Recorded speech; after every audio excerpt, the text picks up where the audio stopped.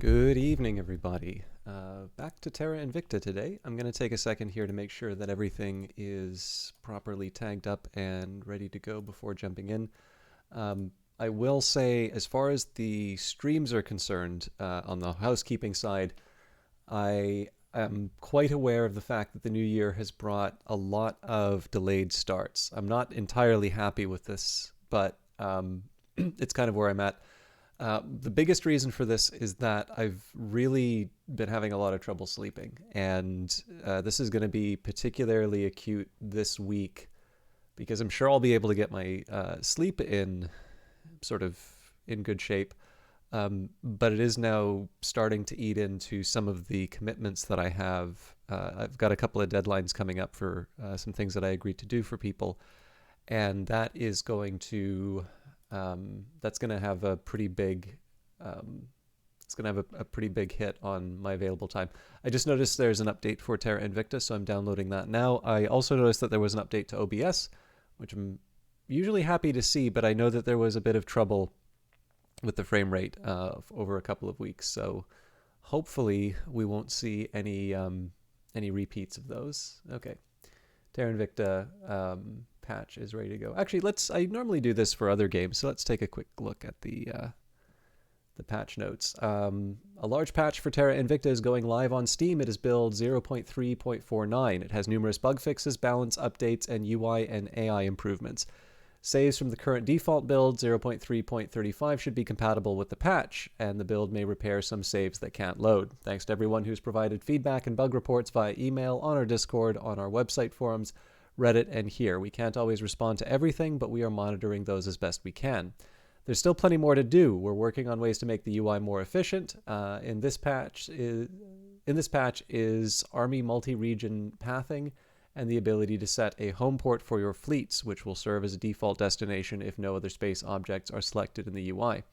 On our validation branch, 0.3.52 is a multi-ship fleet and group selection controls in combat, and we have some camera controls we're testing internally to reduce the incidence of your interactions with the UI causing unwanted camera movement and zooming. We invite everyone to leave a review of Terra Invicta here on Steam. Patch notes for each build. I don't think I need to go over... There's a lot here. I'm assuming it goes all the way back to all of the previous entries, but obviously, it is worth mentioning that Terra Invicta is an early access game. I'm a very happy Kickstarter backer for it, and I was, again, I'm maybe a little less clear as to whether or not this key that I've got is from Hooded Horse because I'm a backer or because I'm a streamer, but I know they definitely gave me a copy for the demo for streaming, and I really appreciate that, and I actually think it's probably better to err on the side of over-disclosure than under-disclosure. So I have no intention of communicating a relationship with Hooded Horse that doesn't exist, but it's also not it's obviously not a secret that I've been covering a lot of their games lately. I'm very interested in them and as a publisher, and they've certainly been very kind in giving me a copy of their games for promotional purposes. And that's one of the big reasons why I'm doing Terra Invicta now, in addition to the fact that a lot of you have actually been, have been asking for it. So, with all of that in mind, let's bring up... Sorry, I'm bringing up the patches for Terra Invicta, not Terra Invicta itself.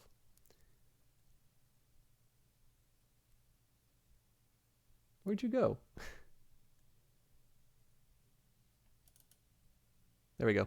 But yeah, the housekeeping and all that out of the way, I don't know when we're going to get back to sort of starting at 7 on the dot and just generally sort of having a little bit less variation in the broadcast. It's something I'm not happy about, but at the moment I'm erring on the side of getting broadcasts in when I can, and then we can correct the, we can kind of correct the timings and such. While we load, so it's December 19th. I can't believe it's almost been a month since I've run this. I actually have one quick thing to do. I forgot to water a plant. So, sorry, I'll be back in just a second, because this has actually been a couple days off, so now that it's fresh in mind, I'm going to take care of that.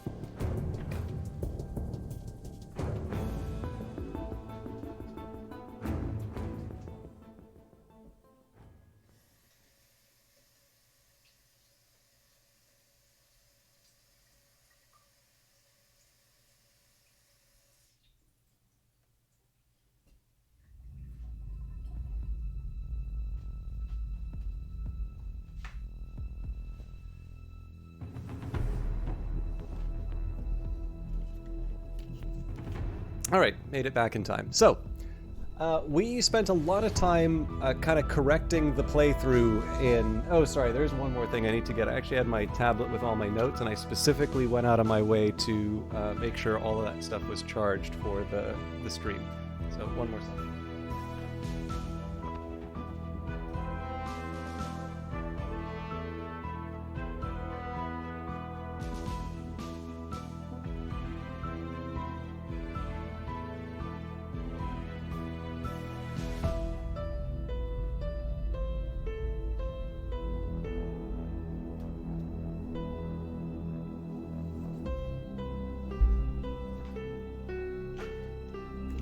Okay, so there is a lot of background that I can give on this particular playthrough. I'm not going to go the whole way with it, but it is worth saying that I upgraded my PC, and I was under the impression that the cloud save might just sort of take care of everything, but that doesn't actually seem to be what's happened. So we lost some progress, and I thought that what I would do is I would try to, I'd start again, but I would try and replicate the run that I had. And of course, the thing is that you're never going to have identical playthroughs, right? Chance is going to, tilt one way or the other. And I think it's fair to say that we wound up in a tougher position than maybe we would have, than we had earlier on. I think the first playthrough that I was running with, I got quite lucky in terms of what regions I wound up taking. So I suppose one thing that's nice here is that we do finally have North America in my clutches. We're also doing pretty well as far as the command or the control point cap is concerned. We're not necessarily going to be expanding to a whole lot of other regions, but we've done a pretty respectable job of getting what we need sort of locked in. And then there's going to be some decisions in terms of what I do with sort of my terrestrial power. But I think there was an interesting comment that somebody made when we were doing the demo, and I think this is true, is that it seemed that there were a lot of people who were sort of treating this as kind of a paint the map sort of a strategy game. And I don't think it's entirely wrong to say that, there is an important component of, wielding influence in the world and trying to achieve sort of your terrestrial aims. But of course, it is with a mind to stopping the alien invasion, which is obviously something that's going to be fought in space, not necessarily on Earth. If we are just simply trying to defend ourselves against a superior alien foe on our own territory, there's not a whole lot of optimism about our ability to sort of pull that off. So, one drawback about the run right now is that I am quite late in getting to space. And one way that I can maybe summarize where we're at in terms of the overall playthrough is if I just sort of take a look at resources, we can get a fairly decent idea of how we stack up against our neighbors. So we're currently, I kind of like to think about the rate at which we're acquiring things, so we're at 2.5 here. Now we did wind up giving up quite a bit, so as far as cash is concerned, we've actually constrained our ability to earn cash by quite a bit. That's also by design. The activity that has caused that is I sort of shifted the... So not only did I shift from spoils, but I've actually shifted funding. So in this case, all of our investment is going... So, sorry, it's better to use the game's terms. So in this case, the funding priority directs national resources into legitimate government and private efforts to support space programs and other goals of the owners of its control points. While not as profitable as the spoils priority, it does no harm to the nation. Completing this priority permanently increases the nation's annual funding by 10, which becomes income for owners of control points in this nation. I should have actually thought a little more carefully about that then. So what I was originally thinking was that this would be comparable to spoils, but it actually seems that this is laying down some groundwork for... it seems like this is actually laying down some groundwork for kind of a permanent increase in overall funding. So it may be better for me to reconsider how I was approaching this number. The contrast that I wanted to draw, spoils represents the direct extraction of wealth from an economy accomplished by avoiding the true costs of obtaining it. This covers such behaviors as crime and corruption, regulatory capture and tax avoidance, economic rents, unmitigated pollution, and exploitation of labor. Completing the spoils priority grants 78.4 directly to the owner of each control point, except from those suffering from a crackdown effect. Increases inequality by 0.0055, decreases democracy by 0.001, and significantly increases global greenhouse gases in the atmosphere. If this priority has a warning symbol, the nation's elites are receiving insufficient spoils to fulfill their desires. Elites in this nation require at least 17% of investment points directed to them, a value that will decrease with investments in education and democracy or very high national cohesion. When the elites are dissatisfied, coups d'etats are more likely to occur. So I have definitely been playing with fire by ignoring the spoils everywhere, but I am not particularly a fan of that activity. However, the idea of sort of long-term investments does attract me a bit. So if I were to direct like so, 1% off of everything isn't the end of the world.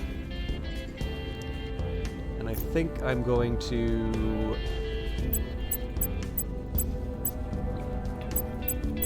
Yeah, I think I'm actually going to change that for all of my countries. So sorry, I will go back to the review of the...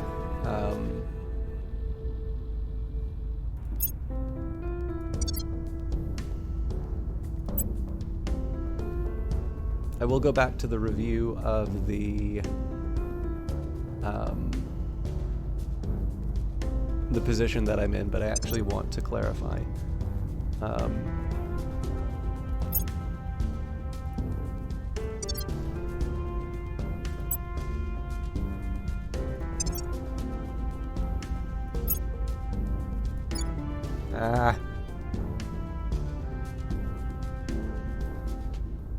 Okay, actually, if we go to Bulgaria, how does that look? Not good.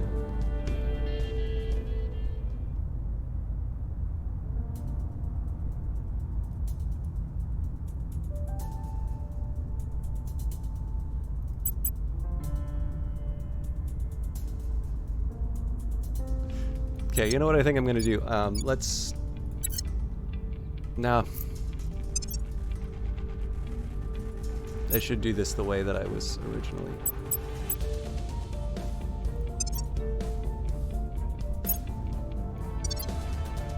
Okay, so that one still wound up with higher funding.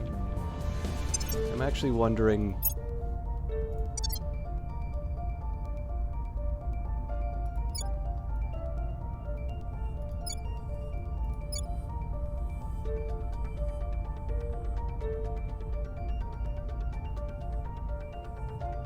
I think I also need to think a bit about unity. So, the unity priority represents a national effort to unify the people against a common foe at the cost of civil protections for dissenters.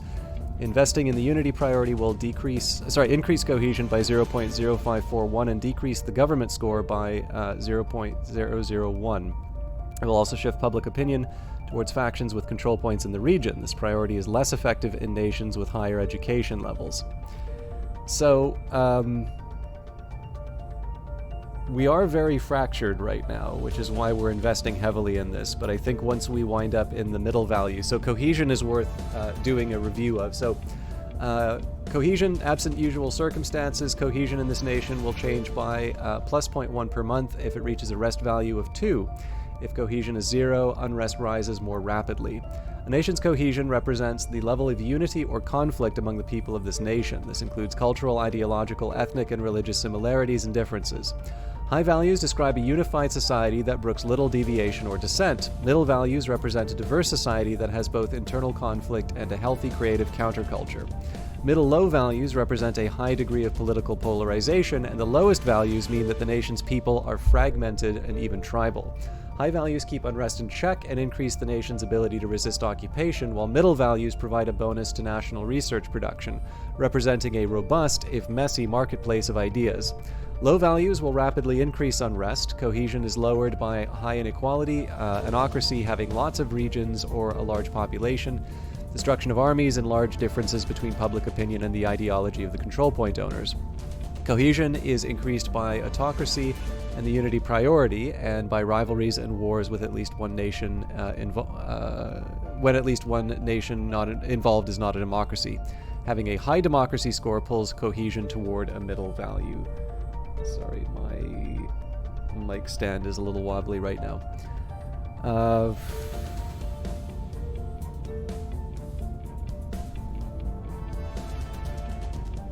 I'm just trying to think.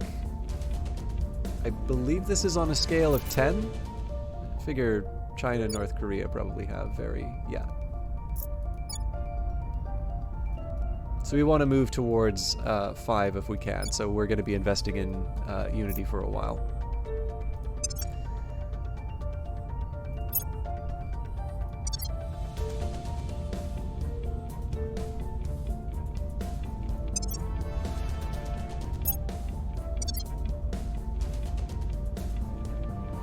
So it makes me wondering why I'm putting so much on funding in the Caribbean states. I don't think I'm actually going to touch that right now. Costa Rica we're also putting quite a bit into funding, but then again, that one we've sort of abandoned. So maybe the ones that I've abandoned will leave in place. What's happening with El Salvador? Okay, so I've scrapped funding there.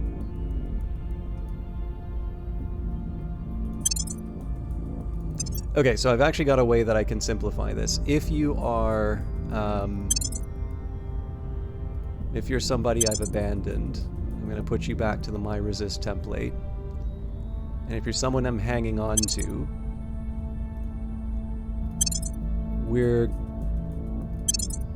I'm still going to put some effort to,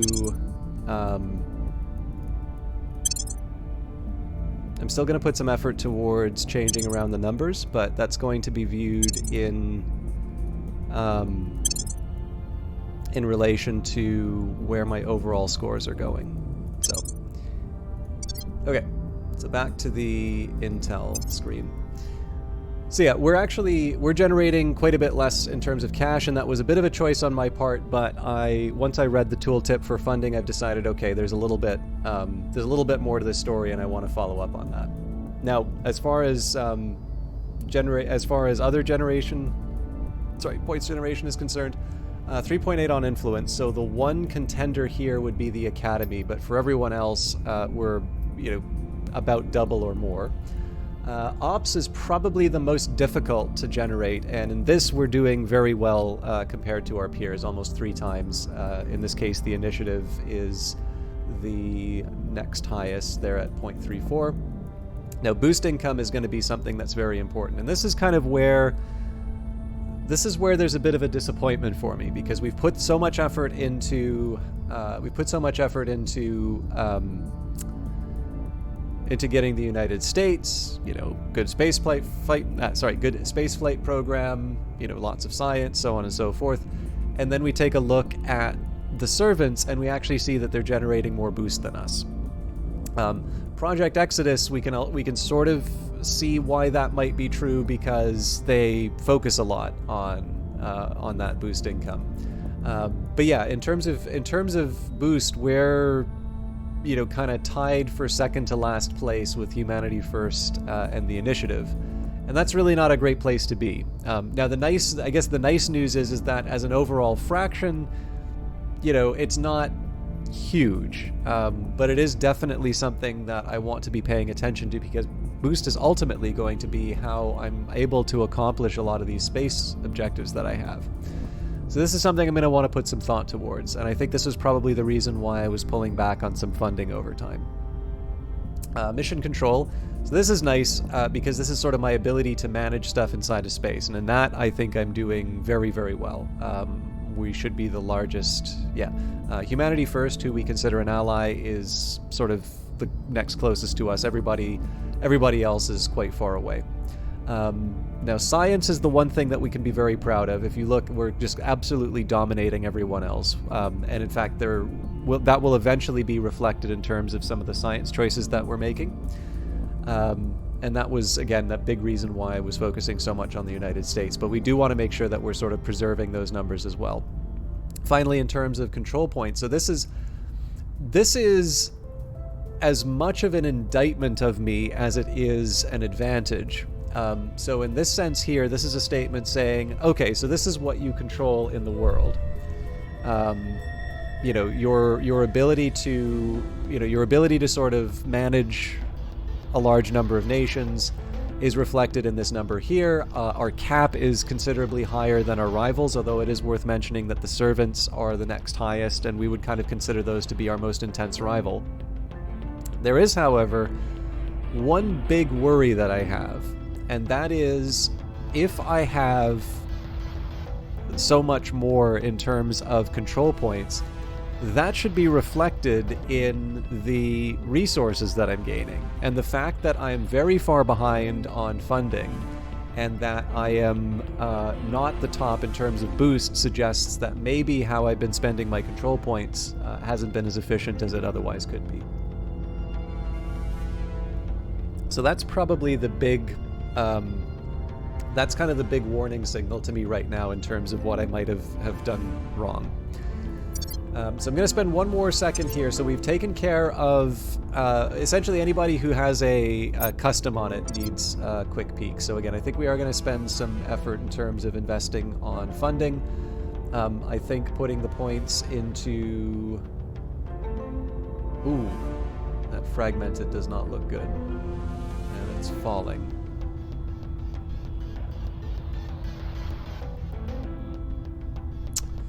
Well, I know where we're going to be sending our stabilizing force before too long. I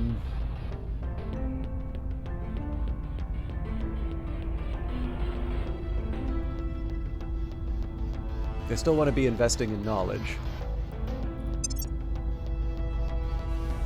Okay, how's Canada going? Canada, I think we can rely on, yeah. Save for the fact that it just isn't generating that much. Like, in terms of all of the numbers here, this is exactly where I would want my countries to be, right? High knowledge, good cohesion rating, increasing GDP per capita, inequality is decreasing. Now, it is a little sad here that we're seeing science go down. It'd be interesting to know what caused that. So democracy is improving, it's peaceful, GDP is going up, military strength going up. Essentially, we've got everything that we could want here is going well. I suppose with the exception of the science points, but you know, in this case here, we've said, well, you know, we've already invested the maximum amount in knowledge, so unless I'm going to be ticking these values down, I don't really think that there's a whole lot more that I can try and do about that. So basically, I want everybody to look like Canada. Let's go to Mexico. Now, Mexico, we've been contending with some unrest. I am also unhappy with the government rating. However, we are putting the investments that we can into getting that, into getting those numbers up. So, putting some pretty heavy investments in terms of unity. This is to deal with the fractured rating, so it's being treated a bit like the states. And of course, the ideal will be that eventually we get the unrest under control, and we put the points into unity with. We take the points out of unity and we put it towards knowledge, maybe even funding as well. But for now, actually, that's maybe one thing that I can do with Canada. So if we're putting 3 points into unity on these other countries.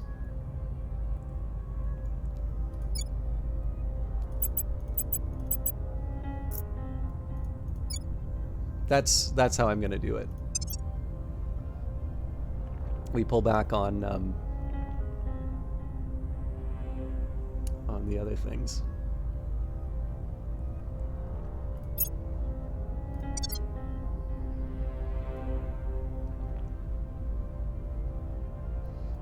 And yeah, we had a big, we actually had quite a bit of unrest in the United States to deal with, but that's at least starting to be improved. Okay. So, Actually, there is one last thing I'd like to figure out. I think we can do that from the nation screen. So we're going to show all nations. I was hoping I could get a read on maybe where the servants were. Okay, well here's what we'll do. Let's take a look at boost. So look at the highest boost countries that are in the hands of the servants. And we can sort of see... So what I'm getting a read on here is where are we going to start attacking our rivals on Earth? So Indonesia, Turkey...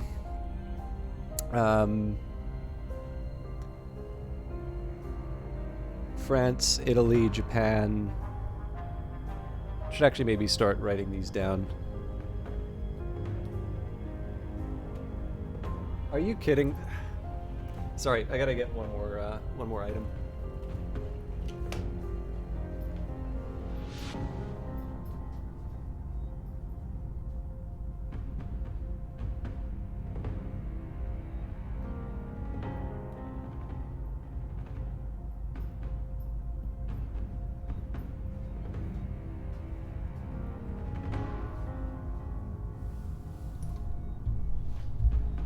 I went to get the tablet, but I didn't get the pencil.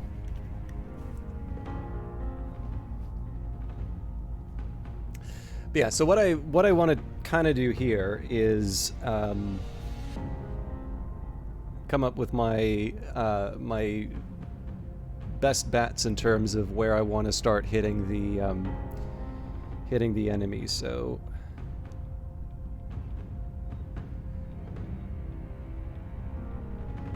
Indonesia, Turkey.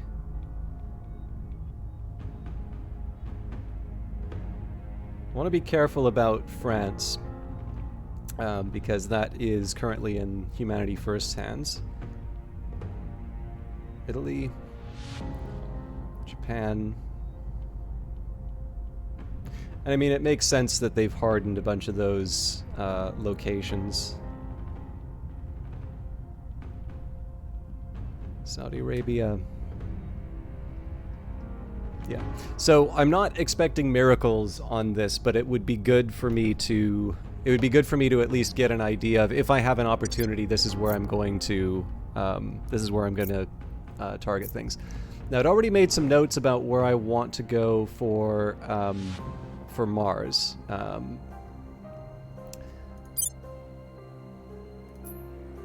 So I think my top lists were Olympus Mons, Daedalus, Planum, and Terna. Good God, I can't read that. Terra Serenum. And it looks like we already chose Olympus Mons, so I'm happy enough with that. Now, if I recall correctly, I can't actually do anything with this yet. Yeah, we're busy building it. So I think a solar collector actually doesn't help us as much. I think it was the fission pile, right? Small fission reactor that provides steady electricity to our HAB. Building on Earth will require 16.4 boost, which we currently have. And then we're also going to be doing some kind of mining. But that is the next step, researching the mining outpost complex, which we currently do not have. All right, because nuclear freighters will make my boost go a little bit further. Okay, so I think we're covered there. Let me take a quick second to review what's going on. So it says that the crackdown expired, but obviously we remove that. And last step before we we start playing the game properly, I do want to take some time just to make sure that we're caught up on the messages. So happy that Toby Brainerd did his work. Okay, build a mine.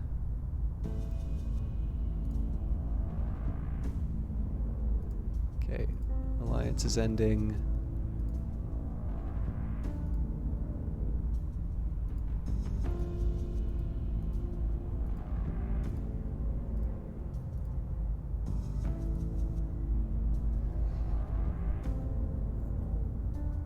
Okay, Humanity First doing its thing. We're good on the probe. And these are sort of old news at this point.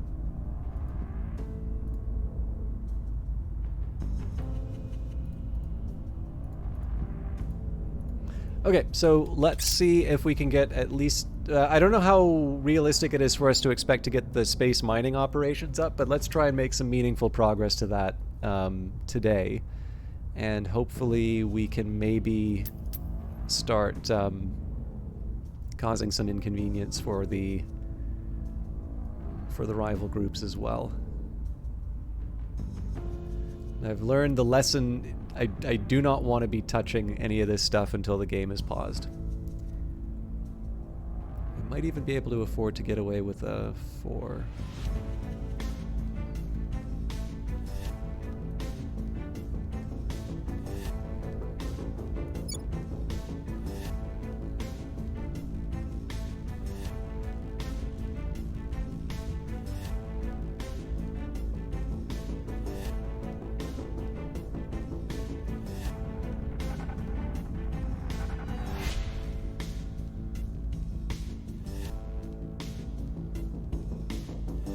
So yeah, Indonesia is going to be a really tough nut to crack. They basically put everything into the space program, and it absolutely shows.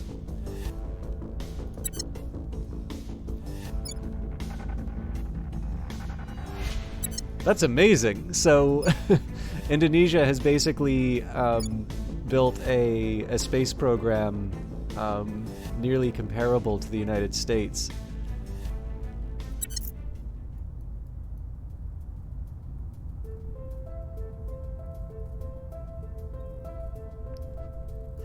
Big feather in our cap if we can take it from them, I suppose. I think let's go up to number 4. How you doing, Algrins?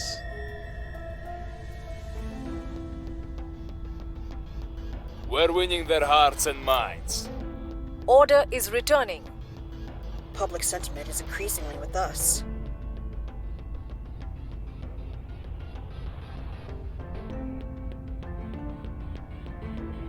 LZ is secure.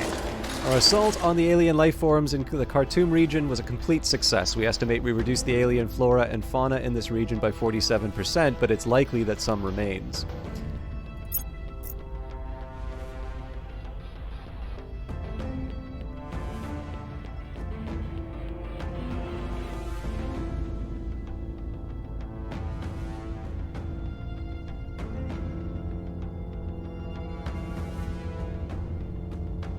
Okay, plenty of assignments, but one of the biggest things I want to focus on, an undefended enemy control point in Myanmar is vulnerable to a purge mission. Not a bad option, to be honest. Okay, so one of the things I want to be focusing on... Well, let's clear out the log first. What have we got here? Finland has initiated a spaceflight program. Andre... Okay. Yes, I remember what they're all doing now.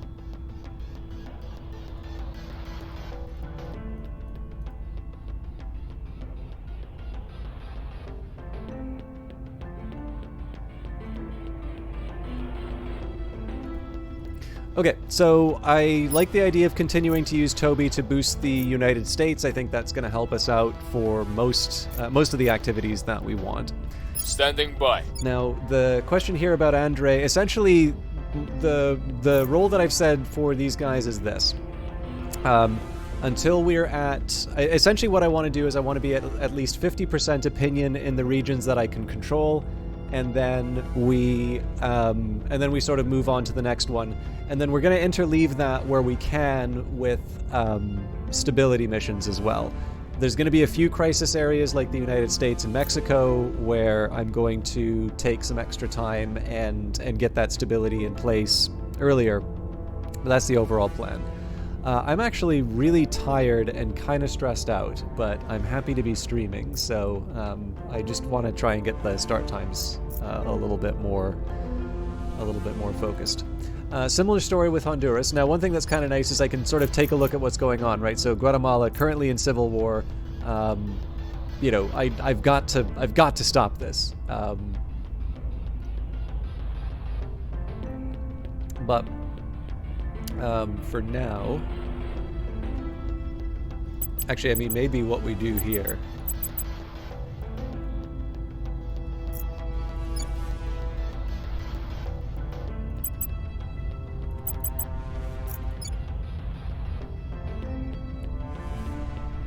It's interesting we kept Unity going on here. Hasn't really helped. Okay, I'm not going to touch that. Yeah, we're really losing a lot of control in the region here. So it makes me think that AMV needs to be applied towards other tasks. Okay, now as a hypothetical, if I wanted to try and so if I just did an outright purge in Indonesia, yeah, none of that's ever happening. And I guess I can't really do an investigation in this case. But again, I can try and inconvenience the enemy in Myanmar. I guess the other thing that I could say is like, well, what's the highest probability of success in other regions? So Jordan, for instance. We're in a good spot. Then again, Humanity First might want to take that, so maybe I don't want to step on their toes. I am slightly more inclined towards taking things in the Western Hemisphere as it is. So one of the things that's nice about Ghanarti is that they're not really in a position to be stabilizing things. So they're really someone who I should be sending. Oh, actually, there is also sabotage.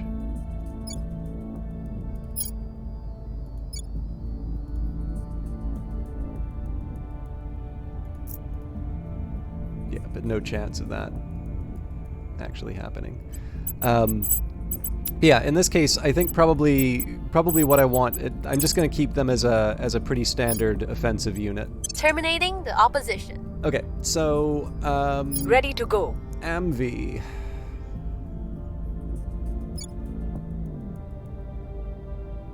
Things are falling in Mexico, so I guess the question now is this the sort of thing that I want to see at 0? Or do I deal with the civil wars in regions that I don't actually control? I'm slightly more inclined towards... We'll restore peace to this nation. So I'll see what happens to Mexico next turn after this. But yeah, as it is, most of my counselors are sort of already spoken for. So the last thing that I want to do at this point is get back to my science tracking, which doesn't seem to be interesting. What's going on here?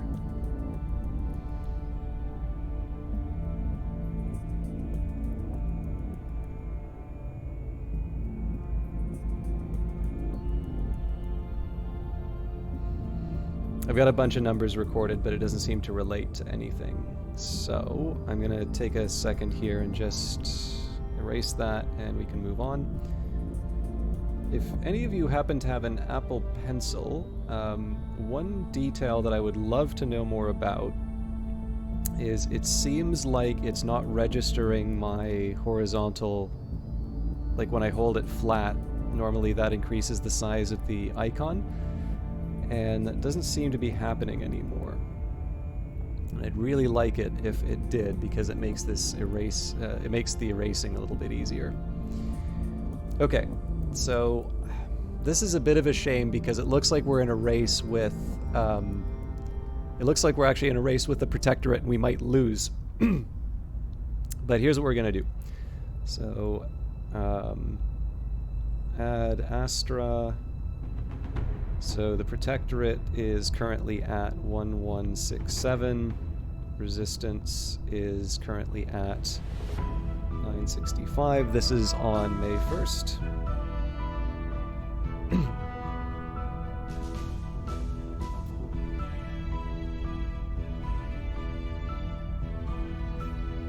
So industrialization of space. Currently, we've got the servants at 4125, resistance at 4761.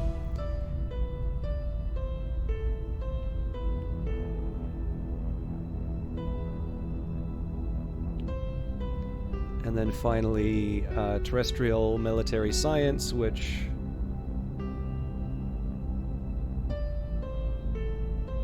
I don't think realistically we were a contender for that. We're at 376.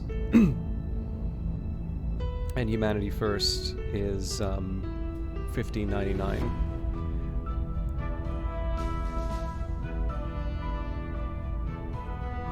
It will be useful just for keeping track of the numbers, though. So I am interested in seeing how quickly these advance, and the reason for this is that it's going to give me an idea as to whether or not I can throw my weight around science-wise. So we'll confirm the assignments. Offering At assistance. this point, I'm mostly interested in just seeing how science turns out, but if we can see a little more progress in terms of, in terms of the unrest and such, so much the better.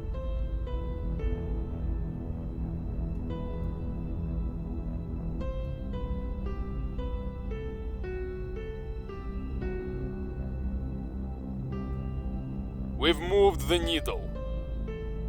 Public opinion is moving in our direction. Okay. Things are stabilizing. So I'm happy to see that. I think we'll make that a permanent assignment unless Mexico starts going in the wrong direction.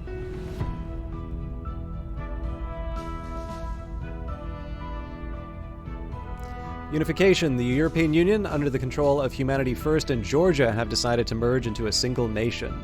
So that's actually very good news. And Russia, under the control of the Academy, and Azerbaijan have decided to merge into a single nation. So that is less good.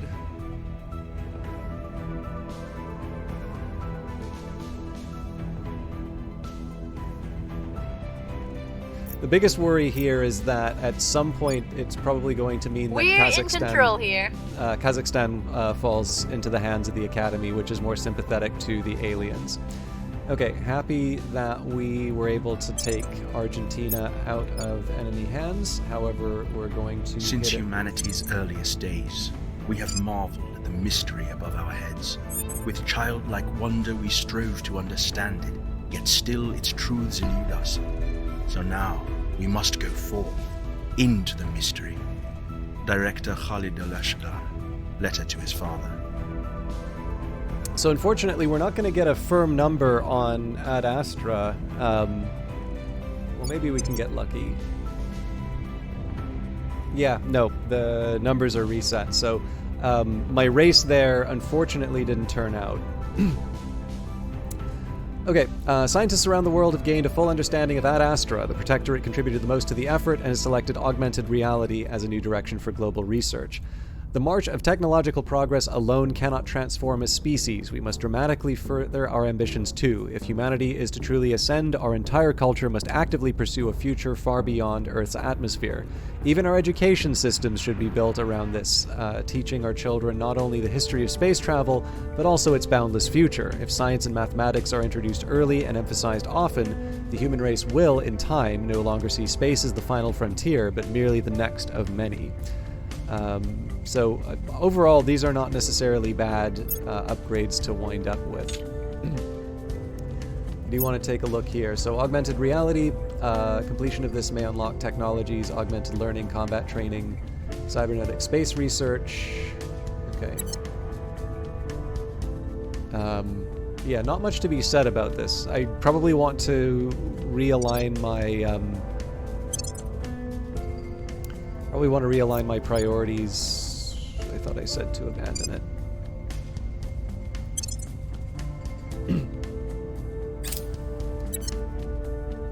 in light of the research, but yeah.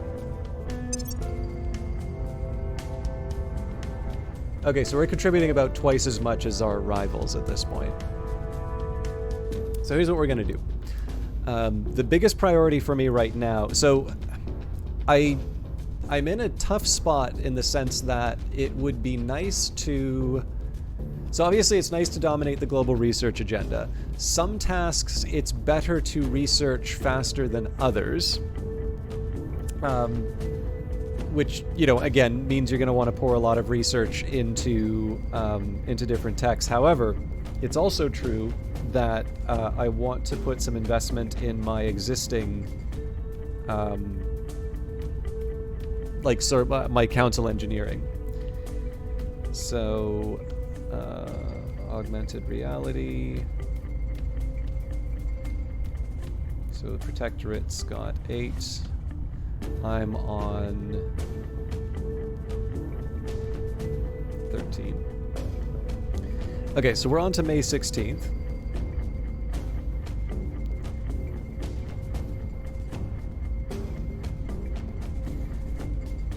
For industrialization of space, the servants moved up to 4232. The resistance moved up to 4893.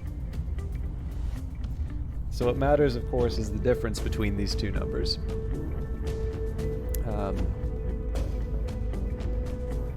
I'm sorry, I do not have the bandwidth for doing this all in my head today, so I think I'm going to just try and find a calculator. So that's 132 for the resistance, and then for the servants, we've got 4232 subtract 4125, and we're at 107. Okay, so in practice, we've got about 20 points to play with. It's about 15... Yeah, 1st to 16th is a bit weird. I would have thought that it's 14 days. Well, I mean, if I divide it by the same number, that's fine. So 7... Well, okay, 132...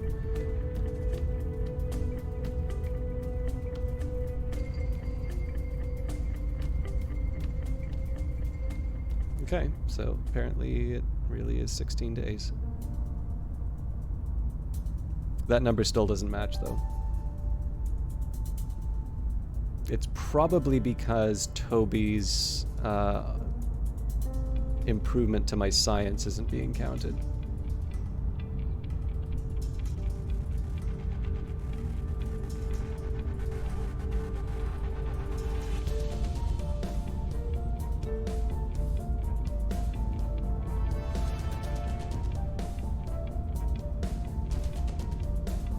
Okay, so the way I'm going to try and deal with that discrepancy is I'll take the difference between the two. So if the servants are generating 107, that's, I think, 25 points to deal with. We can divide that by 16. The reason I'm dividing by the larger number is that'll tell me that I have less per day to work with.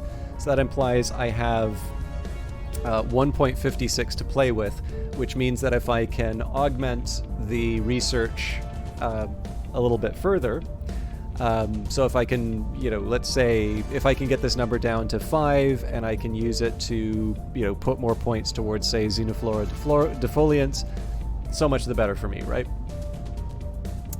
Let's go with, so at 9621,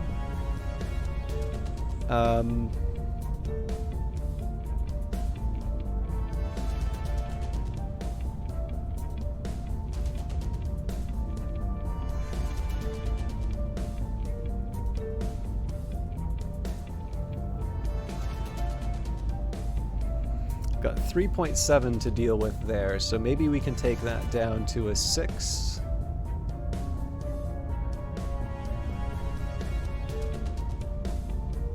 Okay, so a 5 and a 6 here work, I think.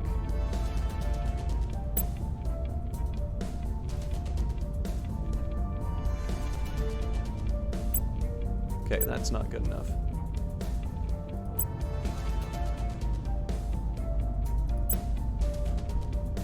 A little too far off. That's probably just right.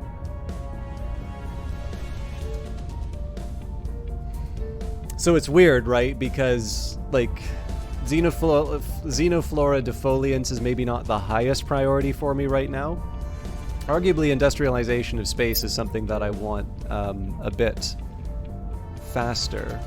But the main reason why I'm experimenting with this right now is I'd like to try and get a level for my overall, like my overall science, like what's going to allow me to beat my opponents in the research race. Augmented reality, we're nice and early in that, so I can sort of rest on my laurels a bit. And essentially, as long as people aren't able to sort of get a sudden surge forward in terms of their research, what my hope is that I'm going to be able to reinvest a lot of this surplus into council engineering projects and give myself an edge, particularly with regards to boost and things like that. That's going to be the main plan here. We did have orgs available. This was a while ago, so first of all, we have unassigned orgs. Mining output. Yeah, none of these are exactly setting me on fire. Paris Research Associates are kind of tempting because of the science. Oh, yeah, that is really good. Almost certainly Toby's not going to be able to handle another big science org. So it's a 1-star. Actually, Heracles Systems. Okay, so we move that out.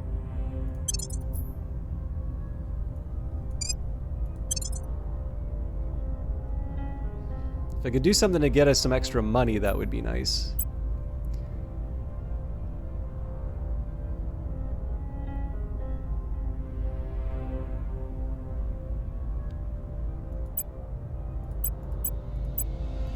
I'll assign this to Andre for now, just because we do get the bonus towards the information systems.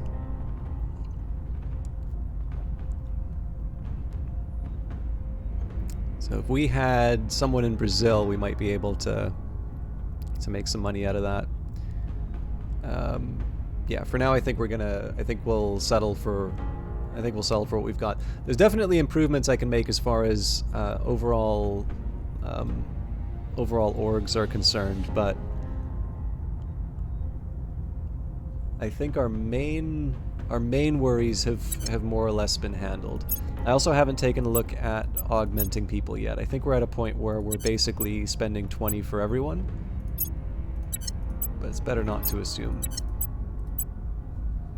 Okay.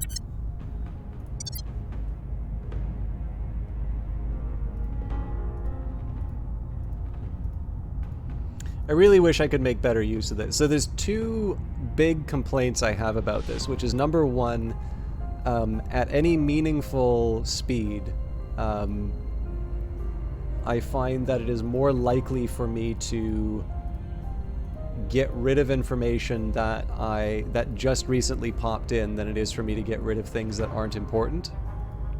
And then by the time I start looking at them, I feel like I just kind of wind up just dismissing it all anyway. I wish I had a slightly better way of navigating that, but... Ready for my mission. Okay, now we should be over 50% now. We're actually at exactly 50%, so...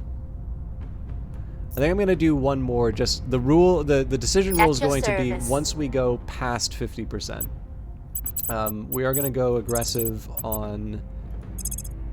we're going to go aggressive on the enemy factions. If I have a chance to boot out Protectorate or Service, I want to do it. We're taking power.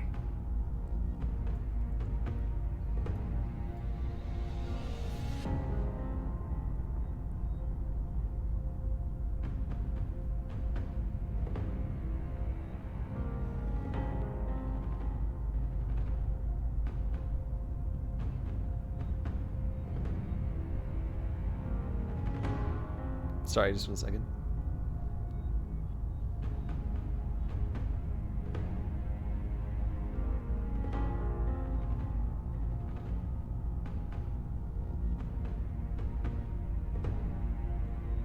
Sorry, I've got a neighbor with a really loud barking dog.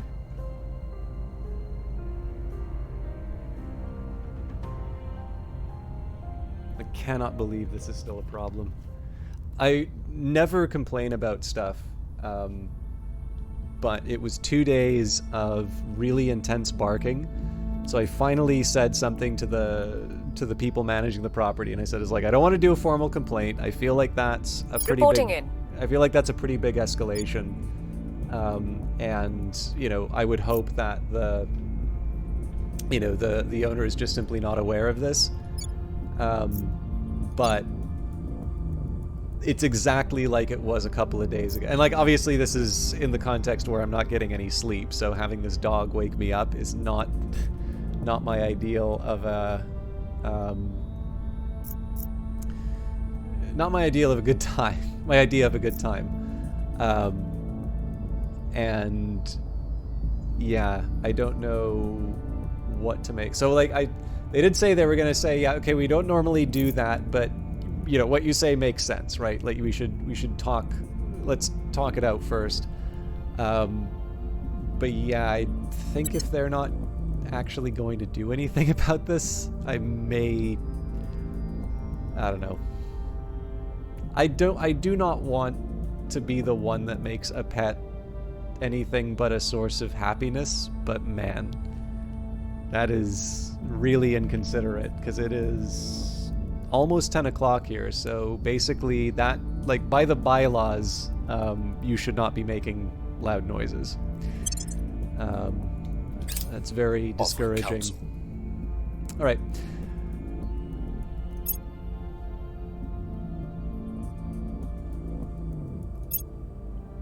Lots of alien activity, just nothing I can really do about it, so we're gonna let the queue load up, and I'm again mostly interested in collecting information about how the research work is going. Okay, now this is interesting. So we're going to be sending off Public opinion is moving in our Gunarti direction. to take out the alien life Move the forms. needle. We were unable to increase security. Okay, Now, that's a shame. as then, territorial disputes boil down to one group of people gazing upon a new land and calculating who would need to die so they could own it. Thousands of years of purported civilization have done so little to curtail our most basic reptilian impulses. Commissioner Kiran Banerjee, speech at the United Nations. So I'm just going to take a second here to catch up on the... So it's a shame that we weren't able to stabilize. Okay, scientists around the world have gained a full understanding of terrestrial military science. Humanity first contributed the most science to the effort and have selected orbitals as a new direction for global research. Military science has long concerned itself with the multifaceted problems that occur when coercive force is applied. Humanity's impending expansion into its solar system and likely beyond heralds a new era of doctrine. In addition to the explosion of technological innovation, military commands must now take into account variables present during engagements on worlds with different rules from our own. The traditional definitions of hard and soft power are no longer applicable in the time of fifth-generation warfare. Increases the maximum military tech level for all human nations by 0.5. The following projects may unlock for us to research in the future. Our current chance to unlock the project once all prerequisites are fulfilled are also shown. So this is a neat one when you think... so when you think of how the game works overall, this is a neat idea. So, we'll take the United States as an example because I think it's very hard for anybody to see it as anything but sort of a, the most technologically advanced and best armed power in the world. That's, not to suggest that that is a law of nature. That's not to suggest that that could not change. But essentially, if you want the state of the art, you are essentially looking at the United States and its capabilities. But it is kind of neat because you are able, and this is again where I think it's worth mentioning when people say that there's maybe a little too much emphasis on painting the map your faction's color. But I also think there is a reason why you want to be focusing on that, is that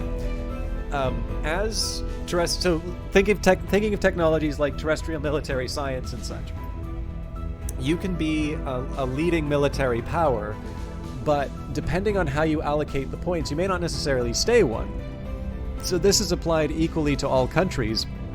And as you can see in the case of Indonesia, they were able to get a rival space program up and running and operating arguably better than ours. And one of the reasons for that is we actually have to invest quite a bit in terms of unity and trying to get the get some cohesion back into the United States.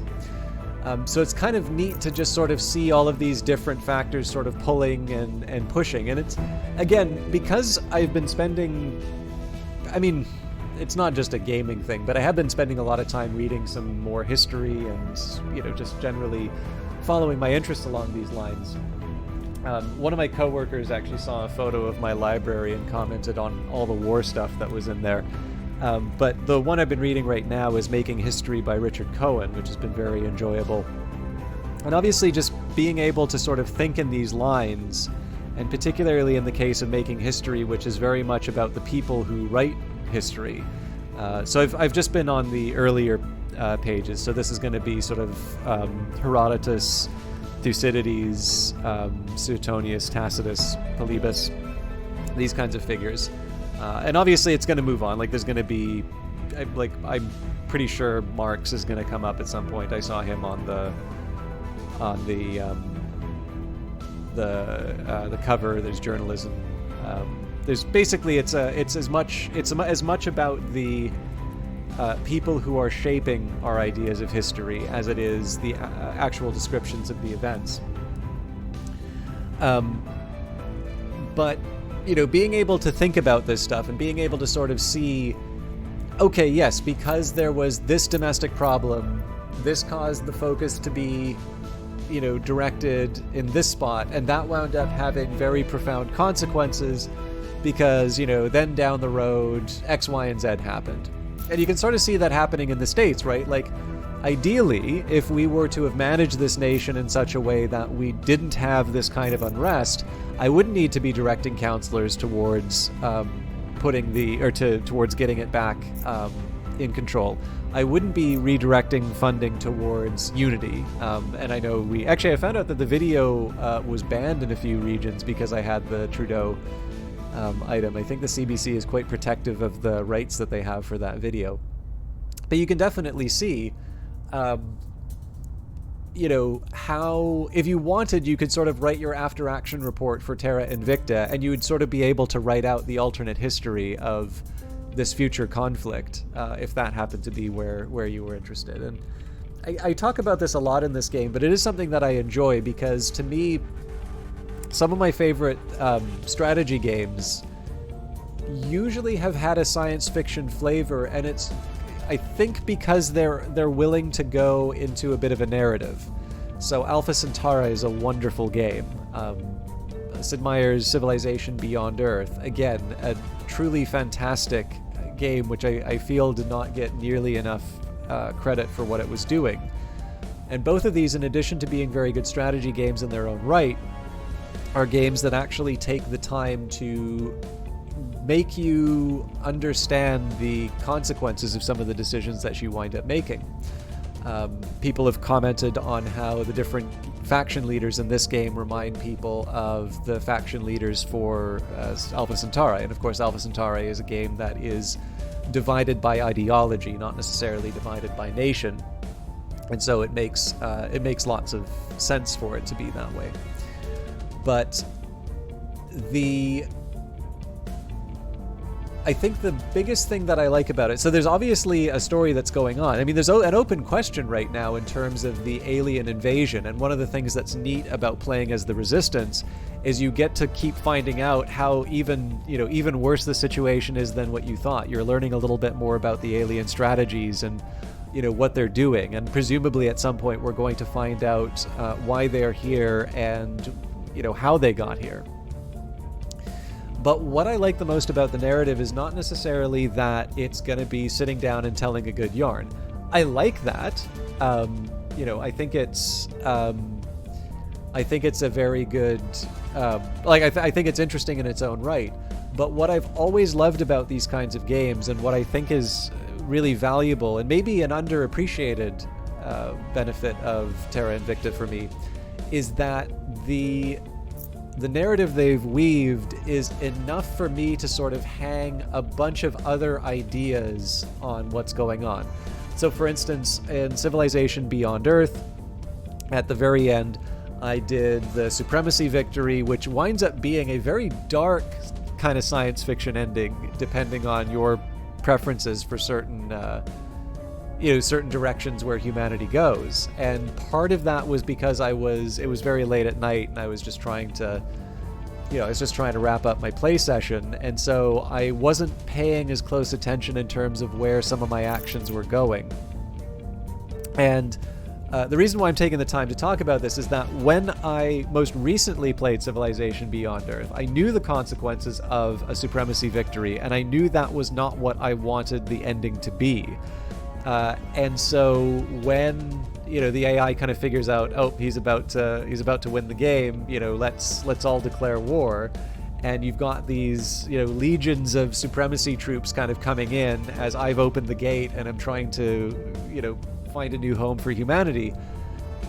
That's at no point did anybody at Firaxis sit down and write, and this is exactly what the player is thinking at this time here. But because they took the time to sort of provide just enough material for me to be able to hang these stories on, it was a strategy moment that went above and beyond, because I had a much more clearer idea in terms of what might be happening on the ground here. And I think, again, it's sometimes nice to just have some voice acting and some clever little lines. I don't think anybody's going to complain about this, but I think Terra Invicta has followed in that tradition, whether they're doing so consciously or not, to provide just enough space for me to let my imagination go running in the background. I think the reason why you don't see this in historical strategy more often is because fans of historical strategy tend to be fans of history and will tend maybe to be annoyed by what they perceive as misreading of history, which is a shame, right? Because that means that cuts back from the enjoyable things you can do. But I will say a delightful exception to this is, in fact, another Hooded Horse game, published game, Old World. And that was one that definitely went down an interesting narrative route. Okay, I need to readjust the priorities here. It looks like, for whatever reason, we are now back up to 9%. So I think we'd said 6 and 5. So I'm gonna bump this up. Am I really just gonna... That can't be right.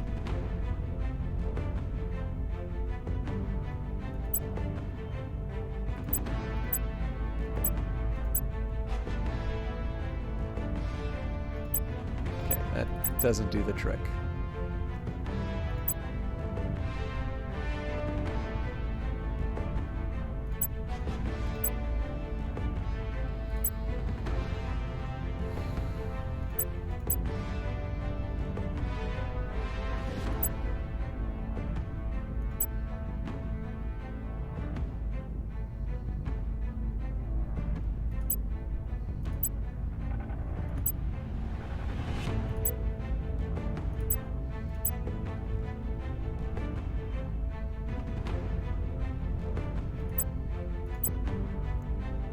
I'm a little worried about this division. I think this is going to underinvest in orbitals, but let's give the...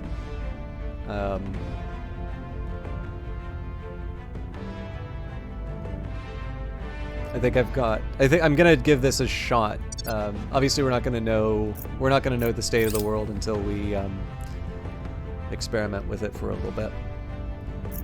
Now, I'm wondering if these people are going to be messing around with the unrest.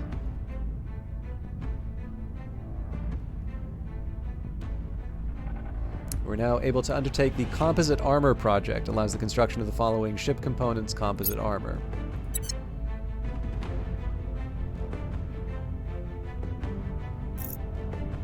We are in control now. Okay. So again, we're just shy of where we need to be, so we're going to abandon Jordan.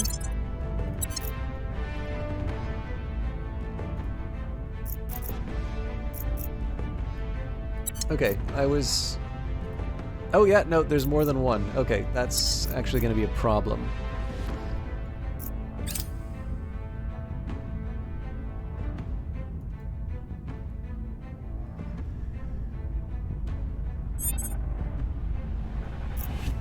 Okay, so let's start by assaulting the alien asset. That's in Zagreb, and let's make that a near certainty. 8's not a lot to give up. Taking it to them. The next problem, though, is we need to Standing figure by. out who's going to go investigating the next. Well, Where actually, do you that's need me? not as hard as I thought. So Standing by. Oh, hang on. I'm Maybe here. it is. Your orders? Ready. Okay, yeah, he's not equipped enough to handle What's that. the op? So unfortunately, Amvi's got to be the one to We'll go recon the site. check out Tehran. Ready. Maybe we'll get you working in Restoring Guatemala. order. And of course, we're over 50% now, so that's going to Ready mean to that go. Andre moves on to another task. Honduras, we're over 50% as well.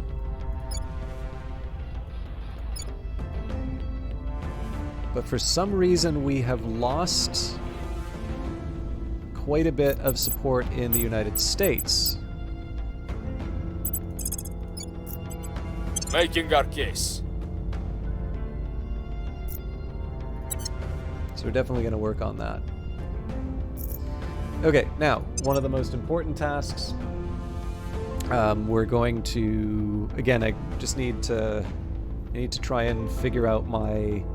Okay, so actually we're doing a pretty good job in research for starters.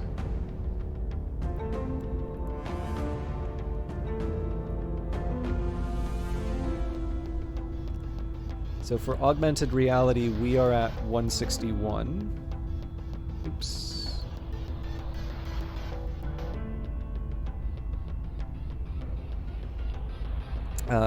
Our next closest rival is the Protectorate, who are at 79. And the thing that matters here, so they moved up by 71. Again, the thing that we care about the most in these cases is not so much the the overall levels, it's how much our different values went up by certain amounts.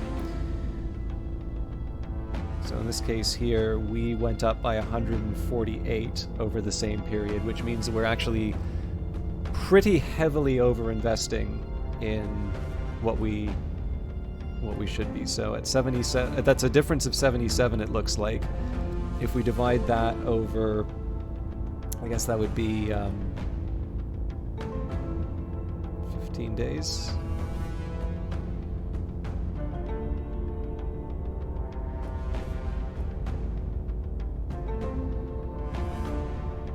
Yeah, I don't like that number at all.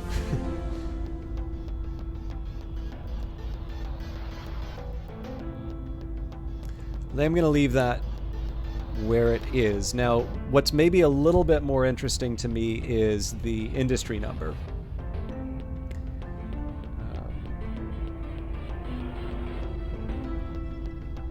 So I'm just going to do orbitals really quick because that's a new one.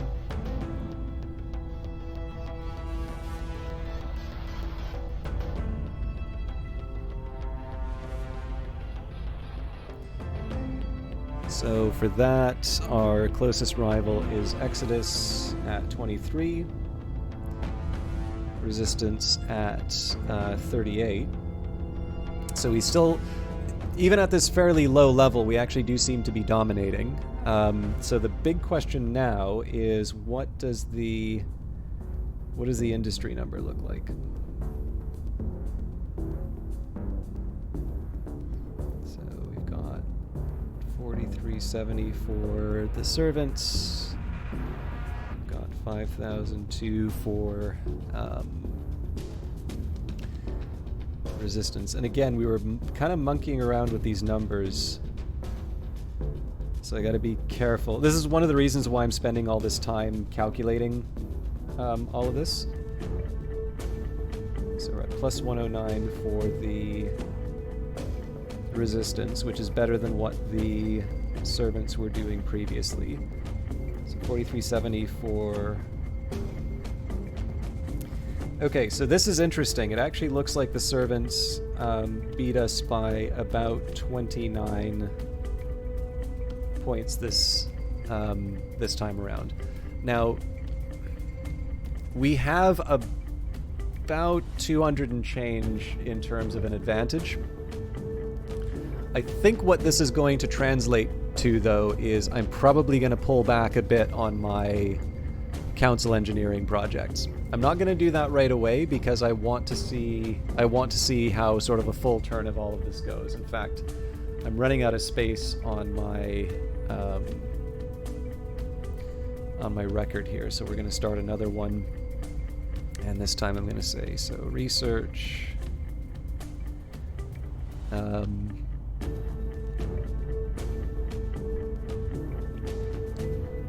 just going to make it position 1. Writing it down is not hard. Maintaining the document is a bit of a pain.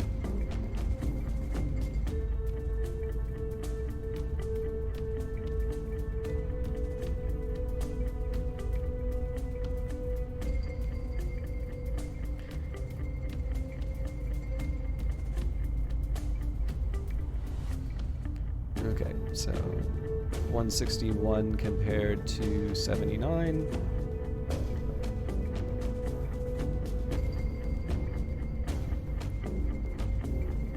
$38 compared to 23.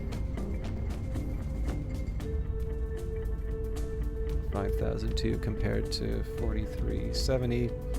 And then the most important part, the changes.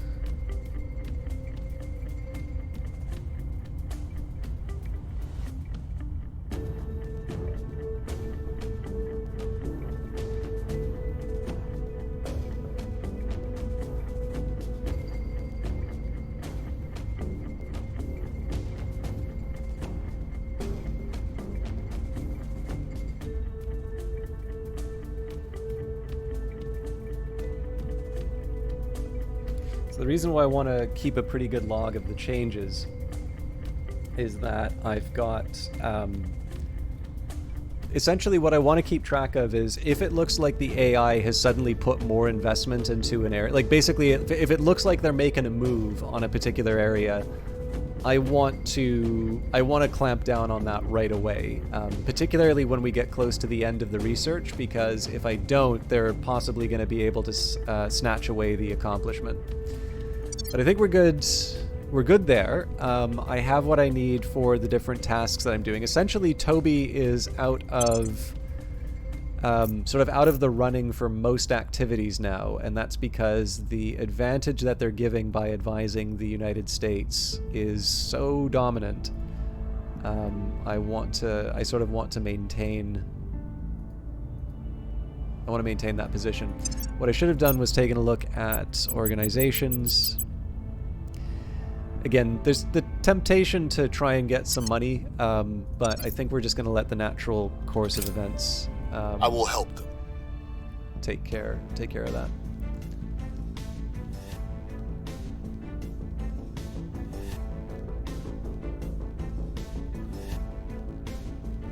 Okay, lots of probes arriving on Mars, but doesn't seem like people are colonizing it yet.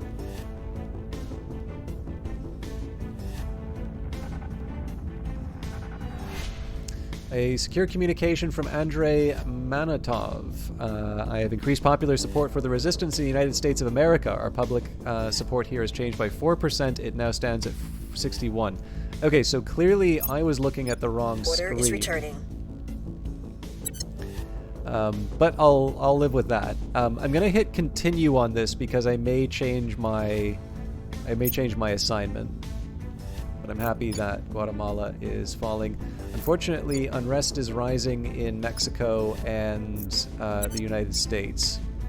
The European Union is asking the ally, the United States of America, to join in its attack on Nigeria.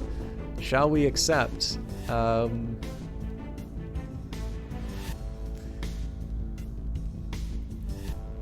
Who controls it?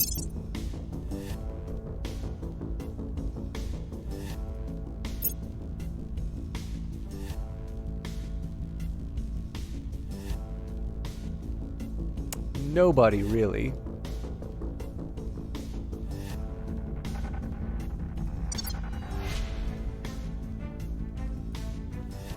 The European Union, under the control of Humanity First, has declared war on Nigeria. The war will only end when the leading nations on each side, with the greatest military strength, agree to make peace, or one side has captured all the capitals of the enemy and has installed a new government.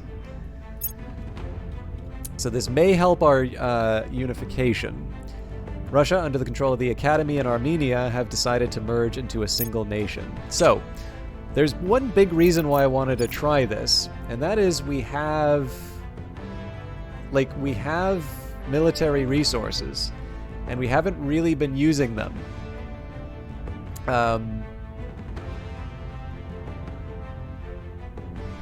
So, move this army to an adjacent region, including those of allies or wartime enemies. Armies will engage in battle with enemy armies and occupy enemy regions. Naval armies may move between coastal regions worldwide if no belligerent power has naval superiority.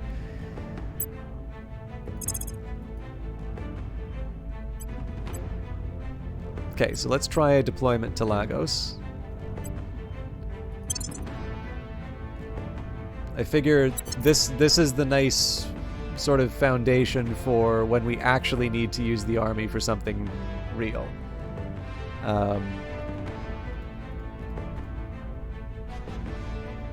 Obviously, we're just gonna say that Nigeria needs some freedom.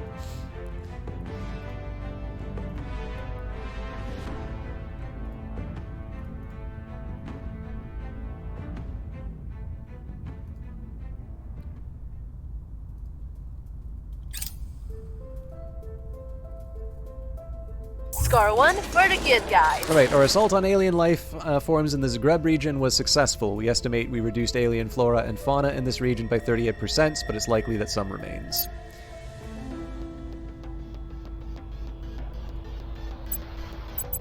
Recon complete. I've learned some useful information from my investigation of the alien activity in Iran. We will receive a small bonus for our xenology research going forward.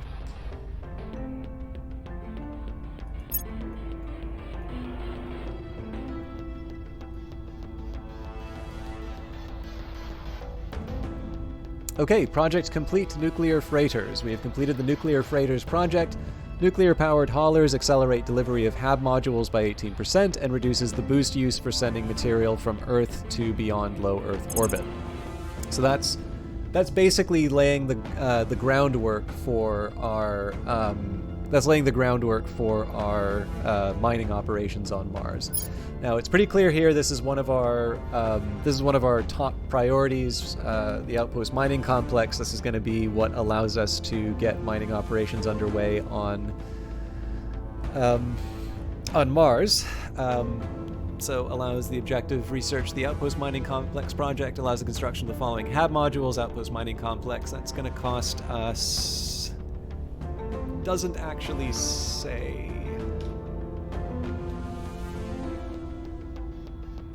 But I'm assuming it's going to cost us a lot of boost.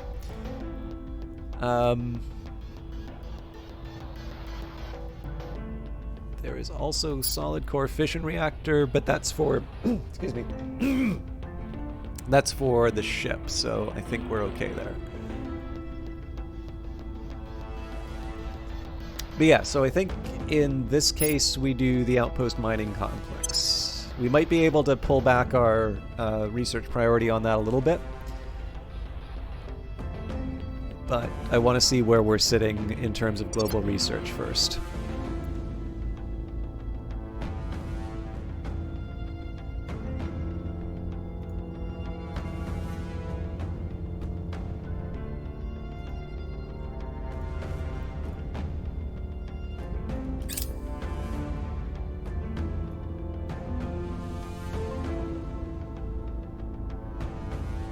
Okay, so this is a big moment for us just so that we can get an exact idea of where we're at. So if you notice, under industrialization of space, our contribution to the project has fallen by 1%. It's not the end of the world, but it does mean that I need to realign my research priorities to make sure that we are we're accomplishing what we want. So, as usual, I'm going to write down my little log. So we've got June 16th. So for the first research, we are now up to 281. Our next closest rival is the Protectorate at 156. For position number 2, we are currently contributing 138, so that's basically 100 points even that we contributed there. Our next highest rival will be Project Exodus at 84. Finally, for industrialization of space, we have contributed 5,117. That means we contributed 115, and we compare that to the servants, who are currently at 4496. So as always, we want just to get an idea how representative this is for a given turn. Oops, sorry, I just got a message.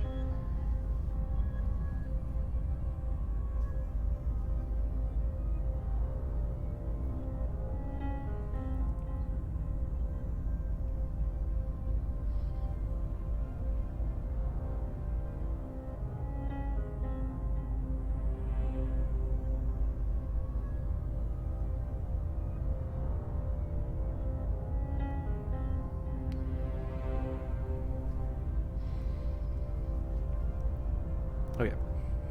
This is the drawback of it using the calculator on the phone, is if somebody sends me a message, I feel obligated to reply right away, which I shouldn't. I should be focusing on the stream. Okay, so we're at 281 compared to our 161 from the previous turn, so that means a change of 120. Comparing that to the Protectorate, so the previous turn... So we have an expected decrease in terms of the value. I'm not that fussed about it. So they went from 79 to 156, so that's 77 change. That does mean that there's a slight increase in what they... that's a slight increase in what they were...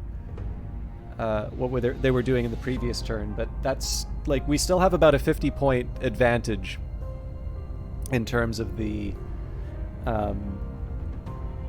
we have about a 50-point advantage in terms of the research gap. So I can definitely make something out of that. Compared to Project Exodus, so they generated 61, we generated 100. So it's fair to say that between augmented reality and orbitals, if our only goal is to stay ahead of the competition, we are over-investing in both of those. Finally, with 5,117 compared to 5,002, sorry, I said we did 115, I didn't need to calculate that. And then we contrast that with, I'm gonna guess it's probably similar to last time, 4496 minus 4370. Yeah, they're at 126, so it's a little bit less from last time, but they are doing more. So this is gonna seem really reckless, but I kind of feel like I can get away with this. So if I just knock these two down 1 point, so we're at 4.585.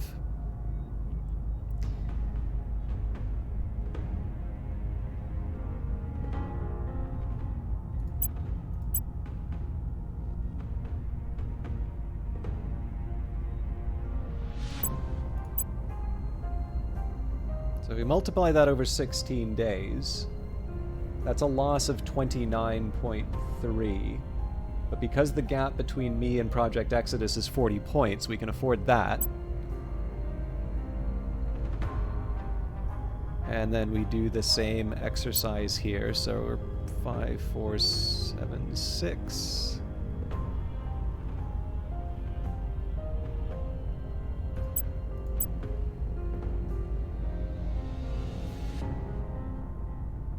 The difference there is 35, so again, we should be ahead.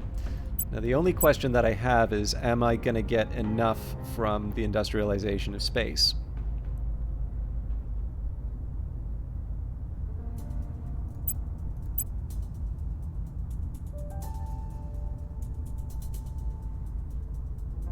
It's really only 1 point that I get. Mind you, if the difference over the period was 11 points, that does theoretically give me enough. So I'm gonna put it to I'm gonna try this breakdown. I actually think that I'm underinvesting in augmented and reality and orbitals under the current regime. outpost mining complex is a really cool one for me to get. But yeah, the place where there's going to be some give here is I can like pull back on things like Xenoflora defoliants. Honestly, there's a side of me that wants to do that just so I can see the boost to the outpost mining complex. To be honest, but let's work with a setup for start. And let's also write let's write the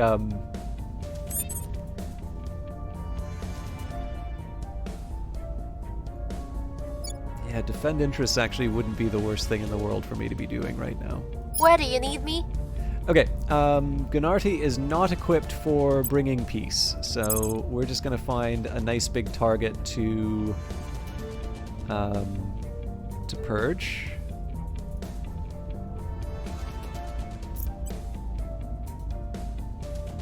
I feel like we should be targeting the servants at this point, so let's go... Targeting to the Yemen. opposition. Where do you Okay. need me? Now, Amvi is going to head to Mexico to We'll help make things stabilize. safe. Standing by for orders. I actually think even in this case, maybe we're going to stop the... We'll restore peace to this nation. I think we're Your going orders. we're going to stop the popular opinion missions, and we're actually going to focus more on stabilizing the regions. Good news is we actually have a lot of regions where we're already over 50%. So in the case here of Andre, this makes... Well, actually, there is one other thing I can do, and I can start investigating some of these counselors. I like that idea. We're already doing very well on... we're already doing very well on influence, so... Striking target.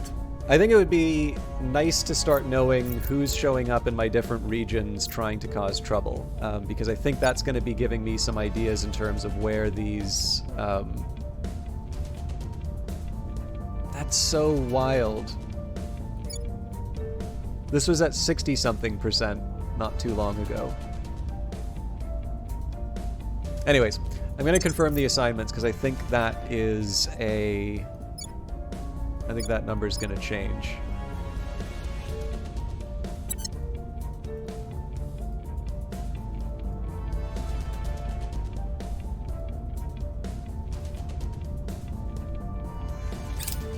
Offering support. Yeah, I think we are going to have to put some more points into, or some more attention onto the United States at this point.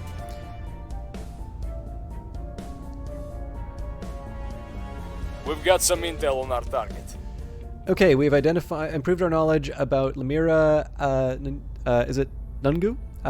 We know the target's identity, affiliation with the Academy, and work as a tech mogul. We've also have a detailed profile of the counselor that is available in the intel section. We estimate the counselor has a loyalty score of 6.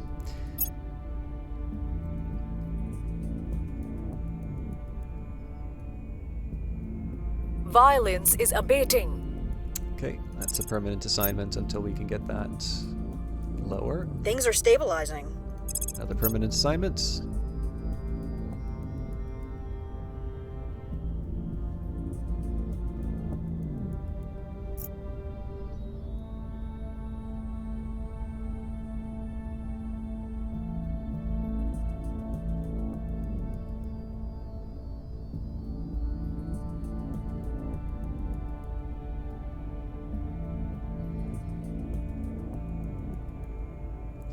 We have purged the supporters of the servants and have taken a control point for the resistance in Yemen. Executive power over this nation now belongs to the resistance. Now, notice this also doesn't push us over the limit. So I'm happy to lock that in. Saudi Arabia under control of the servants, and Yemen have ended their alliance. Iran under control of the servants, and Yemen have ended their alliance. All right. I'm assuming there's probably a lot related to that, so I think I'm just gonna cancel these at this point. So Yemen's gonna be an obvious option for me to sort of kick out the kick out from my collection of nations that I can control. But I don't want to do that automatically. Like, if I can get the extra bonuses from funding and such, it's nice for me to have. Okay, what's the story with China? Decided to impose sanctions on the Philippines. Okay. So, we are now back to 60% in terms of opinion. I'm happy about that. Now, Andre. There is, of course, always the temptation to... Yeah, you know what? I think for the counselors that have revealed themselves, I don't think it hurts We'll see what they're up to. for me to start looking I'm here. looking into them. Now, Gunardi is not really capable of doing any kind of investigation. This is purely an offensive character. So we are going to purge... Yeah, it's pretty low. So again, if I can, I really want to put the screws to the servants. Looks like that's not a great option, though. So 61% in the Congo or 57 in the Great Lakes states. And if I try and do a coup...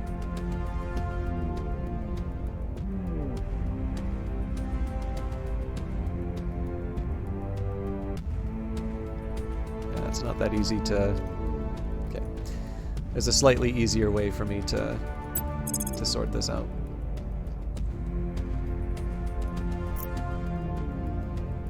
Removing our enemies. Yeah, so 98% chance I will to bring down the government. successfully overthrow the government in the Congo.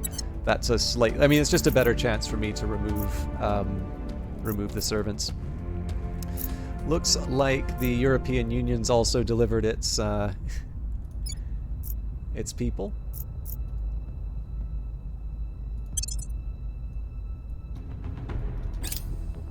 So I will help them. The hope here is that I don't need to wait... I forgot to write down the... Or did I? It's July 1st, so probably not. This is an important one for me to actually write down, so... Okay, so we're at 348. Protectorate's up to 228. We are at 195. Exodus is at 145. We're back up to 40%, which is good, so we're at 5247 versus their 4569.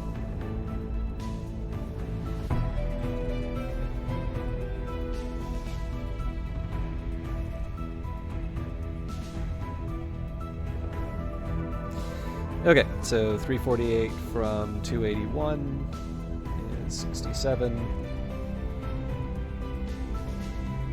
So as expected, we have a big drop in terms of what we accomplished. Actually, I think we went too far on this one. Yeah, so we've fallen behind on... I'm glad we did this because there's gonna be consequences if I don't fix this.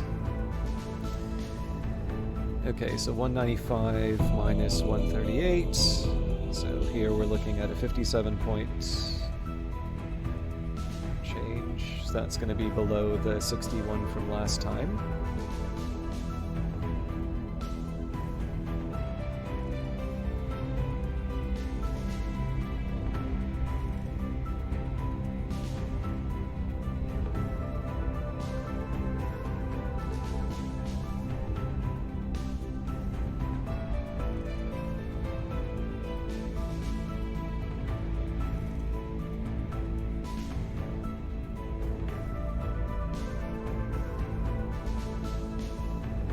Interesting, so it looks like they're down to 73 from the servants. So I think this is just an indicator that the servants have given up. Okay, so it's pretty clear here that I can't maintain this research program, but the differences aren't that much. So 3693.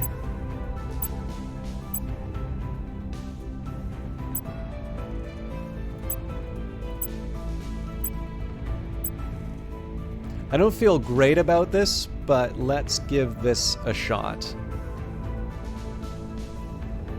And then the next plan would be we maybe boost one of these and boost Outpost Mining Complex. I'm not sure, but I'll be interested to see how that turns out. Also, probably should be checking the marketplace again. There's definitely new stuff, but nothing we can really act on. We can, however, improve our characters.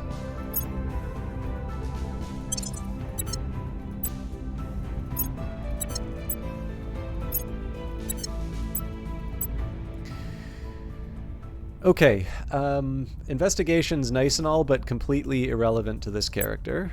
The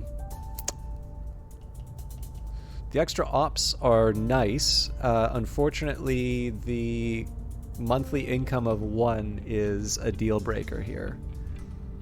So I think probably what I'm looking at is assigning existing orgs. So we've got Gamma Intelligence Solutions. Honestly, it's not worth it.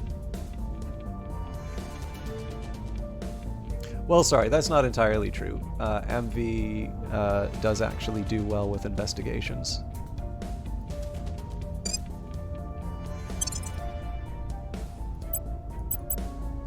I should probably be thinking a little bit more about how I'm going to be getting money, though. We're spending a lot, and we probably should be getting in a better financial position. I've been spending the money assuming that I've got this... Like, I do have a large reserve. It's just definitely not as large as it used to be. And I think that's going to have some consequences sooner than I think. Anyways, we're in a decent enough spot.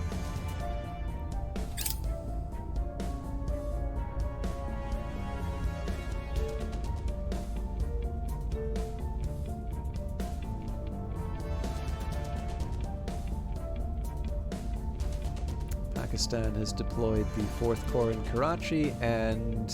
Oh, right, the 2nd Marine Division has arrived in Lagos. So...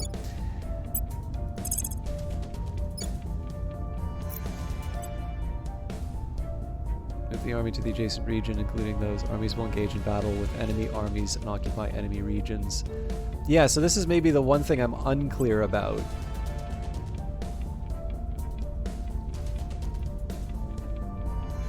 Oh, okay, you know, maybe, yeah, let's not, because it looks like we are actually currently doing the occupation thing. I have new information. Okay, we have improved our knowledge about Hanan Jia. We know about the target's identity, their affiliation with the initiative, and their work as an astronaut.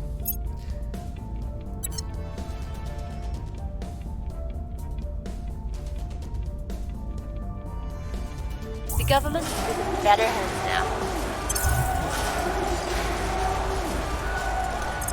Okay, so that's good news there.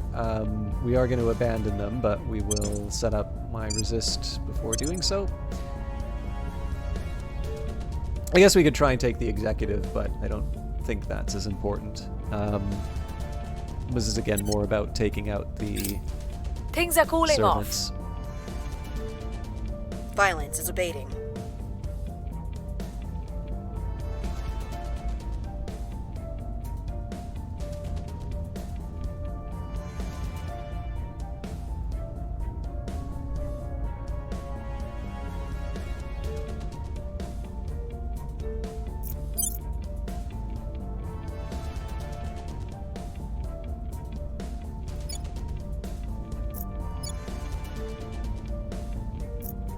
So it's interesting just to get some reads in terms of combat and how everything's working out. Now, why? Ah, here we go. Okay, so the crackdown of our control point in Eritrea. Okay, don't really have any high priorities for that right now, so we can spike that. Now, Iceland.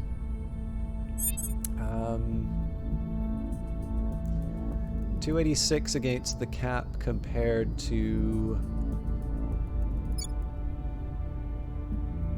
383.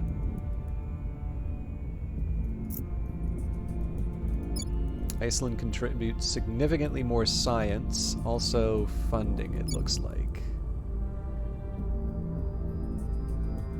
So I think it's pretty clear here we abandon Yemen. Okay.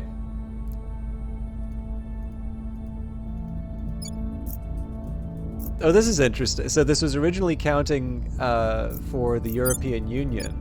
Or sorry, this was originally counting for the United States, but apparently this is counting for the European Union now. Why are American boys sacrificing themselves for European conquest?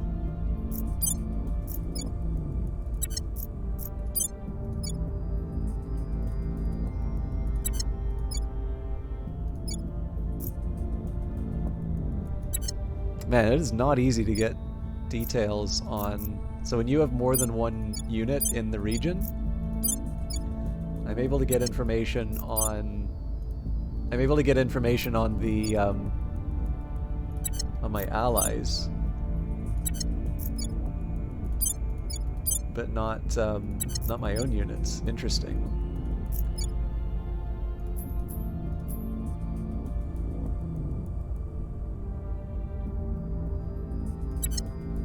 Anyway,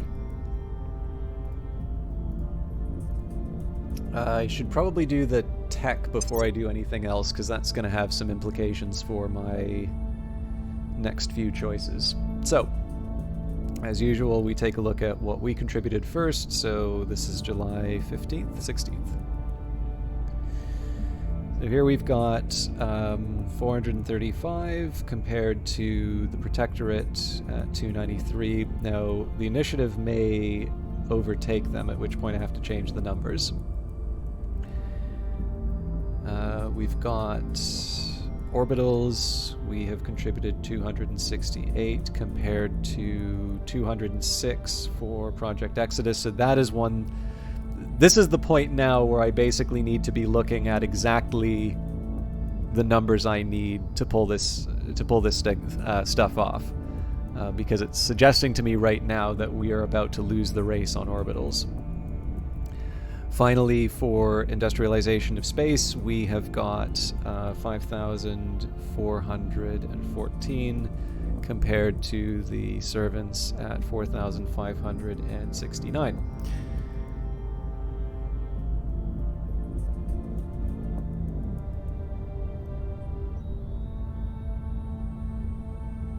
Okay, so we contributed 87 in Category 1, Augmented Reality, which is good.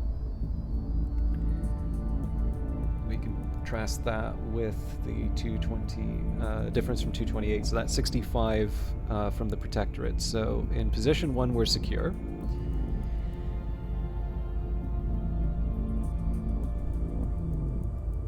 Okay, so we contributed 73 for...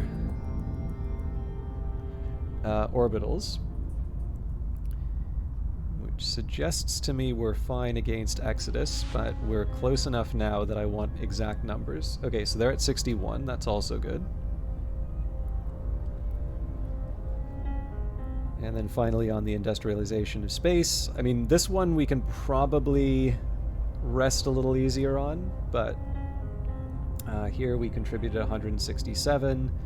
And then that's in contrast to the 4569 minus... Wait, were they at 4569? Okay. So effectively, they've given up. The servants... Oh, I think I know what's happening. So the servants are probably... the servants are probably... focusing more on council engineering projects. So, what does it get me?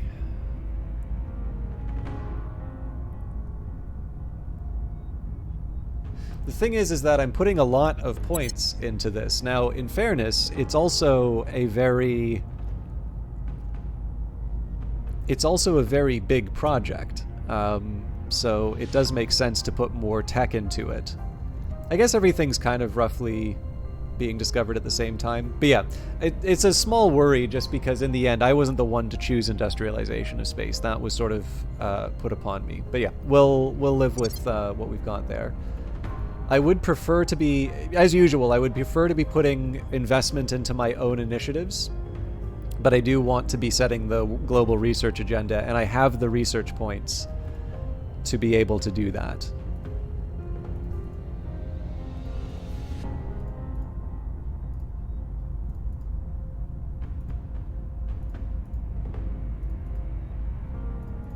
Okay, so as usual, we're going to get Andre where I can.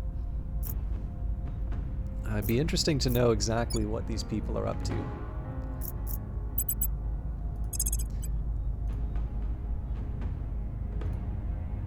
Initiating surveillance. Ready for orders. Okay, so we're going to do our usual thing here. If we get a chance to take out a servant's location, we want to take it. So apparently Targeting the opposition. the Himalayas are our best bet here. Now, given the fact that it's... Yeah, given the fact that it's both Protectorate and Servants, it actually Time makes for sense some to... new leadership. Makes sense to do the coup instead. And as always, Toby's going to continue to advise the United States because it's really important that we, we keep at the kind of the bleeding edge of our tech and our capabilities.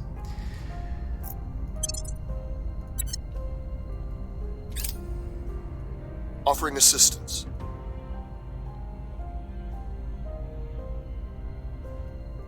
You'll notice our cash is also slowly starting to tick up.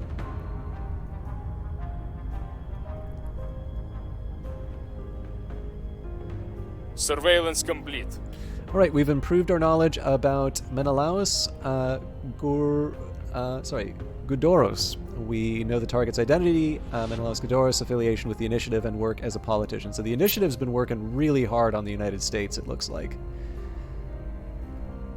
And we have completed the Outpost Mining Complex project. Presumably there will be another tutorial mission that comes up. Mines add space resources to our stockpile. Each base may have only one mine, and they are built in the slot to the north of the core module. A small but critical facility that mines and refines ore and uses an electromagnetic catapult to deliver the product to our other HABs. Construction cost and power consumption scale with escape velocity and distance from the home space body. So this is going to be a really high priority for us to put on Mars, but of course we also need a source of power. So I'm going to go take me there.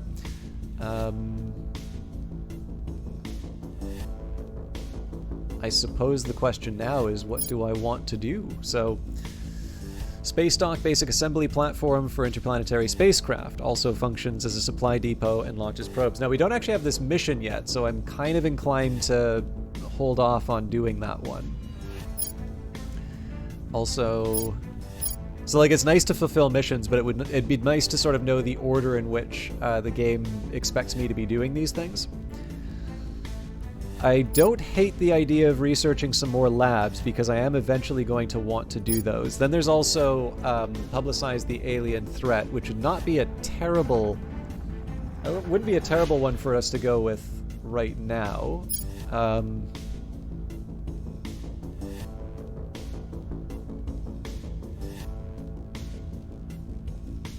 think I'm going to go for inexpensive... Rival markets is actually kind of tempting too. I don't know. Let's go for some of the cheap, some cheap benefits. So I think supply depots, different types of labs. Let's actually go maybe for the cheapest labs that we can find. Okay, that's that's that then. We will go for supply depot. The one thing I don't want to do is have two long-term research projects going under council engineering. If I can knock out a few, inexpensive ones, that's better. Okay, so game wants me to build a mine at one of my bases. Excuse me. Accumulate sufficient resources to build a mine, then select one of your bases in the HAB screen to start construction of a mine. Now, I don't think we're done building our base yet.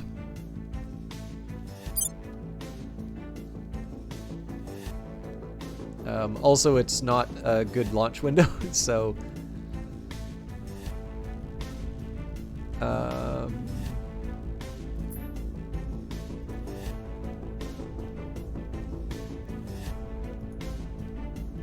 I actually don't think we'll learn that much if I look at the... Where is it?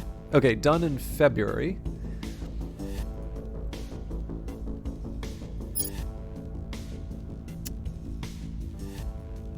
Okay, so what's the deal here? Ah, okay. So 59.5 to build on Earth. Also a very large expense. 204 is a lot of money. So actually, let's take a... This is not a bad time for me to sit down and think a bit about what I need right now. So, water and volatiles.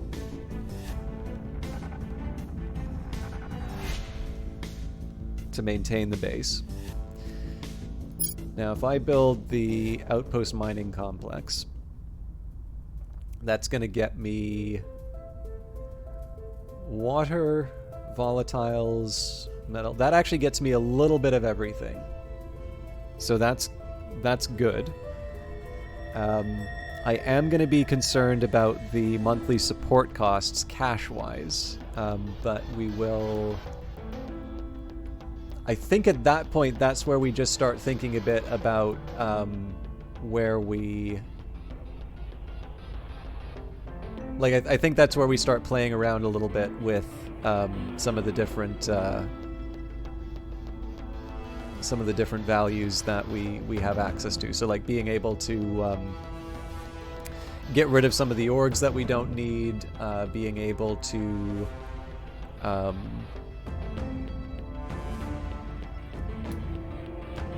I don't know, maybe we'll also use spoils in a few places, because that'll lower the chances of revolution.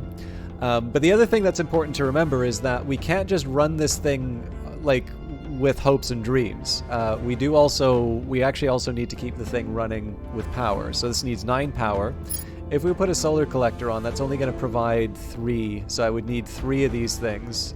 That would effectively use up all of my capabilities. And then, of course, on top of that, I would be spending about 12 boosts just to get the solar collectors up, in addition to all the maintenance and whatnot. So the next alternative would be the fission pile. Now, the really tricky part about this is that I believe it also has a fissiles... Yeah, okay. So essentially what we kind of want to do is have both the fission pile and the outpost mining complex arrive at roughly the same time. So essentially what we're looking at is a total of, let's say, 65 boost. Well, okay, that's not entirely true, because I'm assuming we've got a big penalty here because of the window. So let's wait until around October to see what those numbers look like. But right now our target, all things being equal, is 65. Like, if Earth were to stay still, Earth and Mars were to stay still, we're going to need to build up 65 boost, which is certainly going to be a long wait. And then, of course, the next thing I need to worry about is getting some money.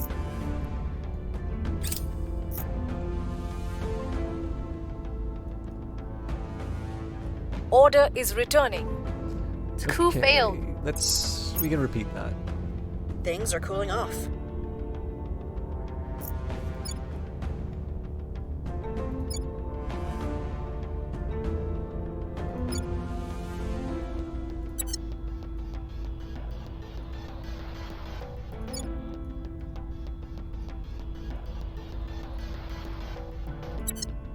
The good news is, like, as far as the war and all of that is concerned, we're fine. But I think it is pretty clear that our next question mark is going to be... Oh, Ethiopia has proposed ending its rivalry with Eritrea and returning to normal relations.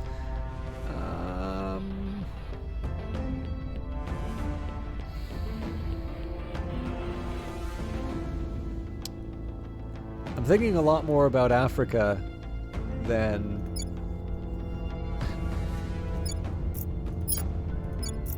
I was before.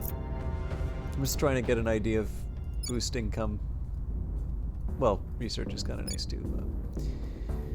So if I were to be kind of founding a base in this region,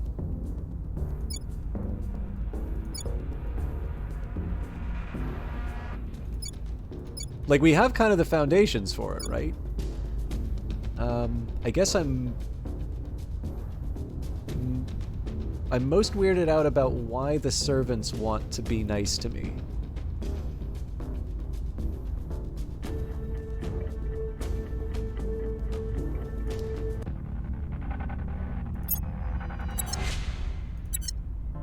But I'm accepting it. Reporting in. Okay. We're going to continue our investigations. Investigating target. And looks to Standing me by like for orders. we're in sort of the same... So I'm actually really encouraged to see the U.S. decreasing the unrest on its own.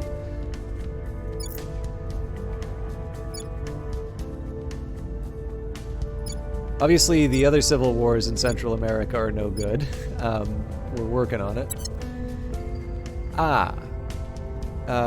There is a much more important... Standing by for orders. Much more important task for me to do here, and that's Securing defend our interests control. in the U.S. In fact, we can probably do that for the U.S., Canada, and Mexico because we're sitting on so much influence. It just doesn't make any sense for us to keep key regions unprotected.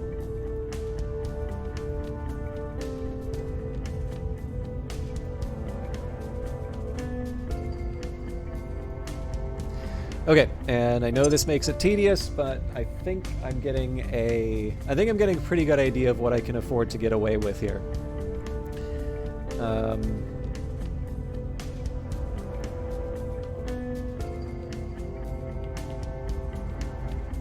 Come on.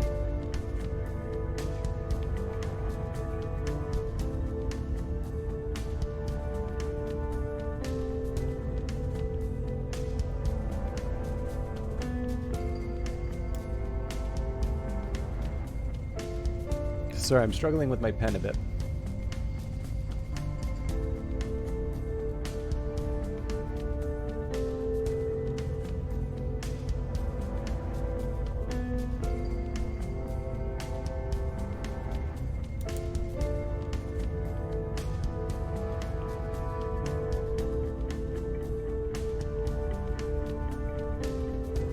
Okay, so 523 for position 1. Protectorate is 293. Okay, so Protectorate has abandoned its research plans. We did 342 in orbitals. Exodus is at 269. And then for the industrialization of space, we are at 5583, 4569 for the... Okay, so this is actually really helpful information for me, right? Because for the first two positions, the AI has effectively given up. Now, the thing here, the trap that I don't want to run into is to say, okay, well, now I'm going to start focusing on my other research. And the reason for that is I do still want kind of the frontiers of knowledge to move forward. I haven't chosen any of these. The other thing is that if I mess around with the numbers too much, I'm potentially going to wind up in a situation where I'm not really able to sort of... I can't get that balance back and continue my dominance. So I think orbitals is going to be pretty easy to hold on to. Augmented reality, I've got a big advantage at the moment by virtue of the fact that we get a 23% bonus towards information science. Industrialization of space we also get a pretty big bonus for as well. But I suspect I'm going to be, I'm probably going to have to give up this honeymoon period of, you know, putting so much into my council engineering services. Sorry, why am I getting push notification? No. Basketball. I do like news push notifications, but maybe not the sports ones. I think I can go without live updates on sports. I'd be watching them if I needed them. But yeah, I think I'm gonna reassign Andre. I'm gonna get him to defend interests in Canada and Mexico, and then get him back on investigation duty. I think probably the investigations should have been happening. Securing our interests. I think the investigations probably should have been happening sooner. But, okay, Mountain Warfare Doctrine. Our armies have increased combat value when fighting in rugged regions. I feel like I want to prioritize military affairs. Maybe not like top, but that's definitely going to be one that I reorient the playthrough towards. Okay, looks like we are getting a bit of backsliding in terms of the overall level Things of are peace. stabilizing. Our people are in charge. Okay, happy to see the Himalayas fall to us.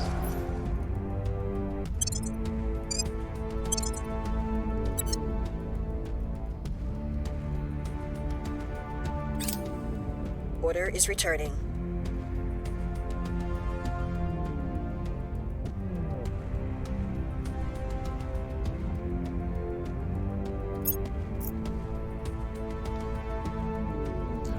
I rather suspect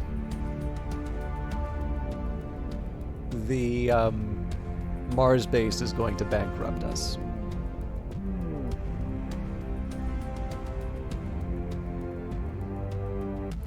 Project complete. Supply depot. Place for our ships to take on propellant, munitions, and supplies. This module will be repowered before others. Obviously not a major priority. Good lord. That's a lot to be spending on. Like, I want it. I don't like two very expensive improvements want it. So I think I'm going to follow through on what I said before. Let's focus on the different types of labs that I can get before I do anything else.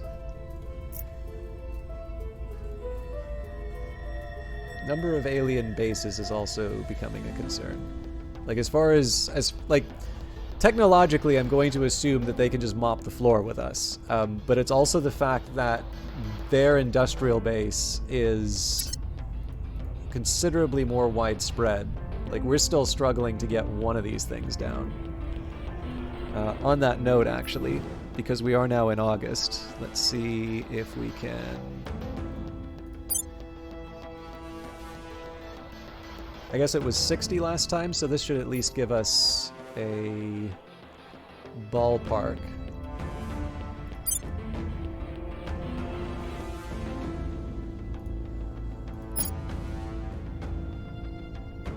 Yeah, so it looks like these numbers are actually the same. So I may actually be waiting this whole time.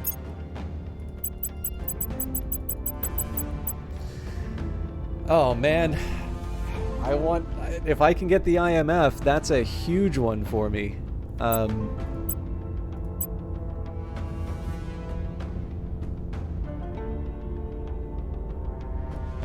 Okay, actually, here's how we do this.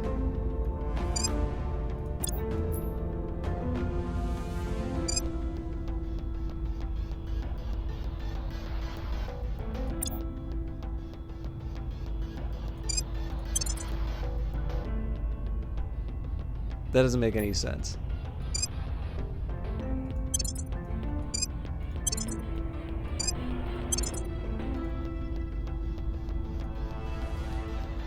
Oh, I get it. I gotta wait for the next turn.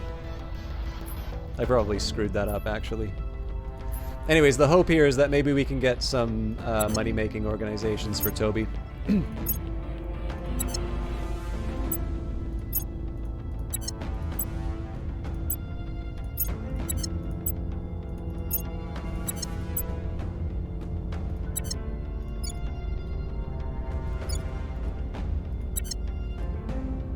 Actually, I'm curious, because I do have to pay for adding and removing those. What time is it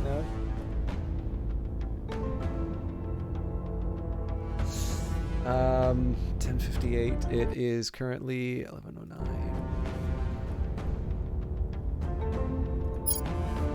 I am gonna load the autosave. I'm sorry to do that. It's just, especially for cash, I know I'm gonna be short on it, so.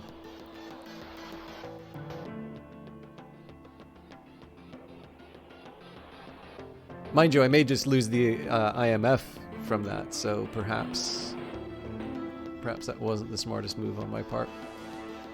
Anyway, such a big boost to admin one way or the other is hard to pass up.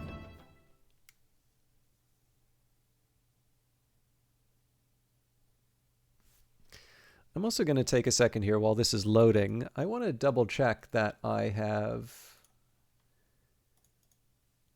Yeah, no, that's on my SSD.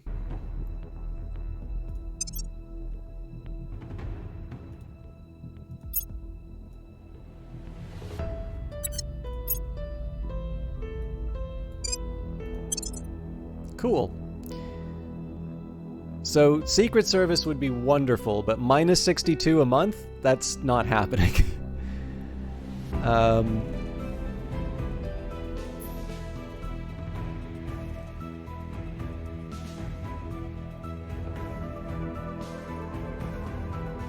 Actually, it may be that we're over-investing.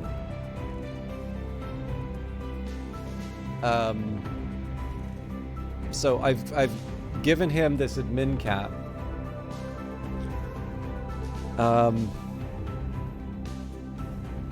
I don't remember what okay, I'm sorry to do this. One more time. I actually want to see what Toby's admin rating is, because it may make more sense for me to equip someone else with the IMF. Because basically I want Toby to have the highest administration he can get, so that he can have all the orgs that will make him very good at science. He's good at other things too, but I'm thinking right now my big benefit is going to be the ability to sort of throw my weight around science-wise. But given that there are people who I would like to be able to do stabilize missions and such, being able to give them organizations that will enable that is also important. More importantly, if I'm able to maybe kick out some people who are not as effective and replace them with... so if I had, let's say, a tycoon or something like that, that would be... that'd be a nice benefit.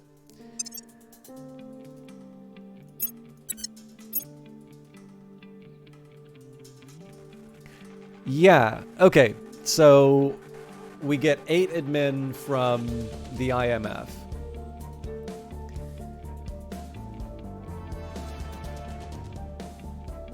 But that's not a problem.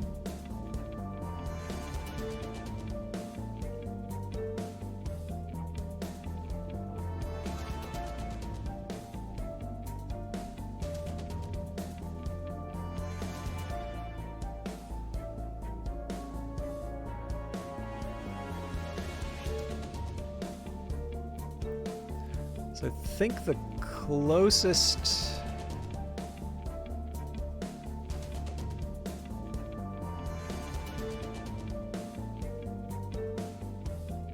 So yeah, basically, if I want to play the, how do I maximize Toby's admin game, I've got the following associations. So,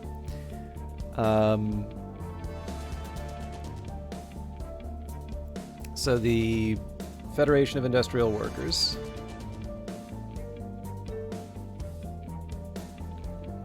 So that that gives me +3 admin. We've got Harper Analytics and Logistics. So that gives me +4. Also gives us social science research. Now, one thing that's important to notice here, right, is that this gives us the stabilized nation benefit. So this is actually something that would be, it would not be a bad idea for me to find an alternative location for that. Finally, special activities section. Now, this is one that I don't want to take away from Toby.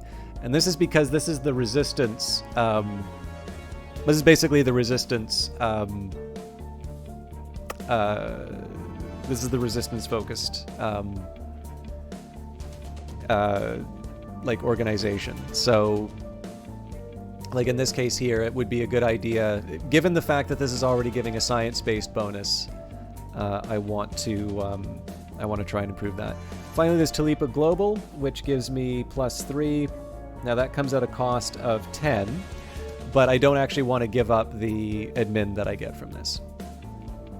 So,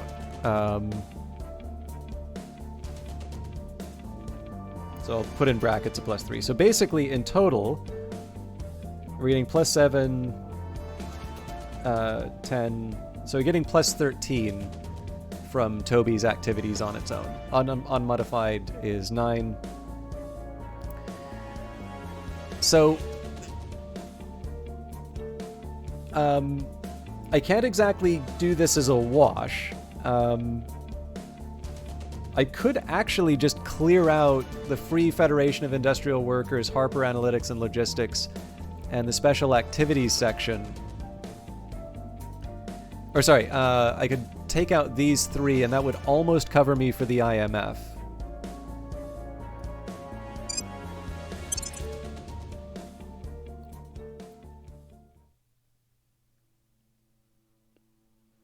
So, sorry, just 1 second here.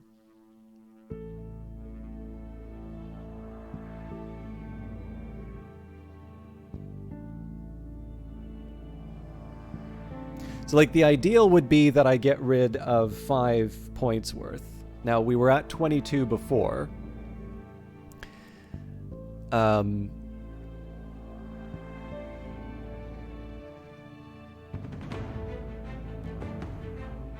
Okay. So let's start by moving Harper out.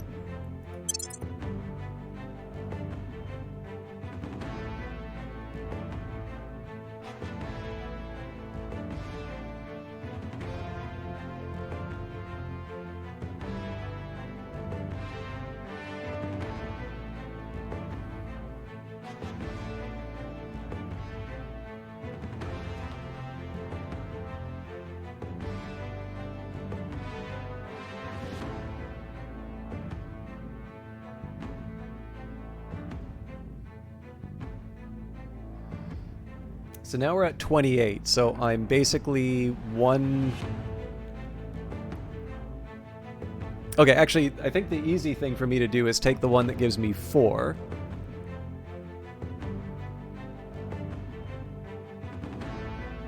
Ah, where'd you all go?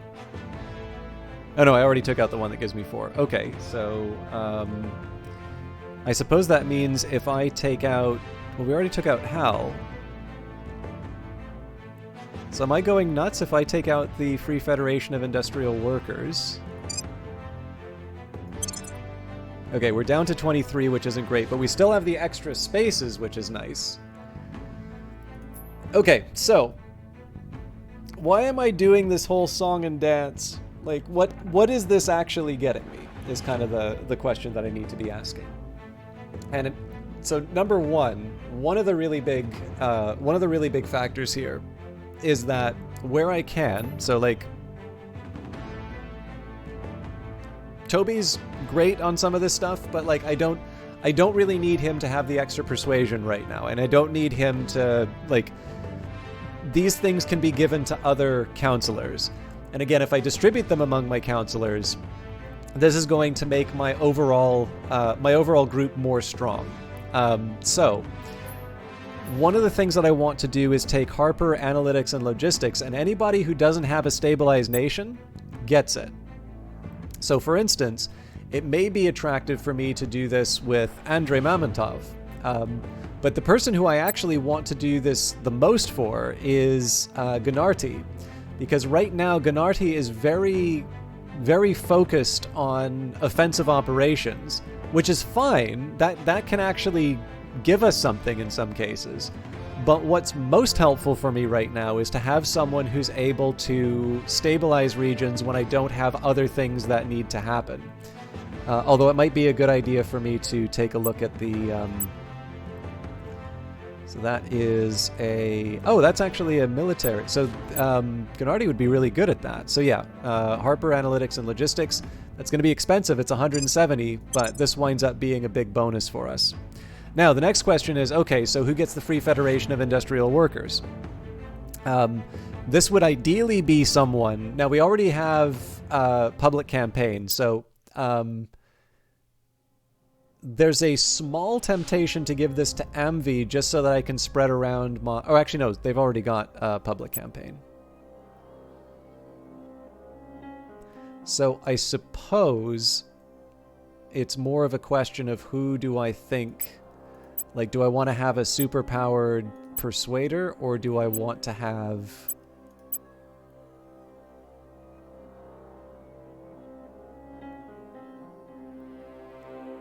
Kind of already paying for these.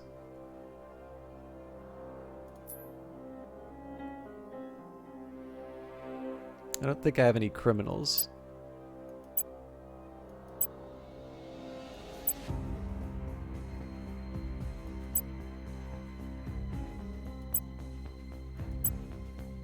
I'm surprised I'm struggling this much with who gets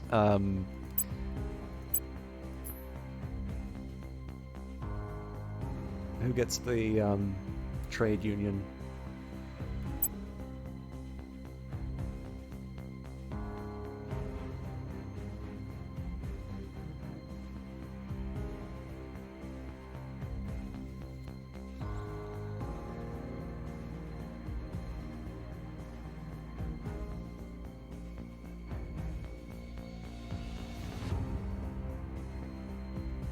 Okay, so the fact that turn counselor is persuasion based probably means we want to grant it to our celebrity.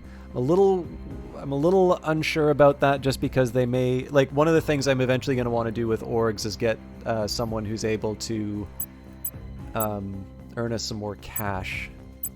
But, yeah. I think we're going to settle for... I'm going to settle for that. This has expanded our ability to get more things done. And now we confirm our assignments, not the sun. So yeah, sorry to spend some time going back into the past, but it occurred to me that I just hit the cap for Toby's ability to manage organizations. So I wanted to try and reallocate some of the attention. So, Andre, first of all, making things safe for our people. now, Ready for my mission. I think we're actually going to start going and stabilizing the rest of the region. Restoring order.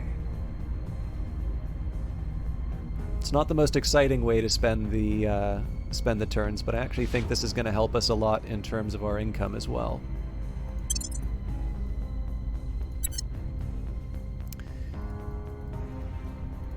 Okay.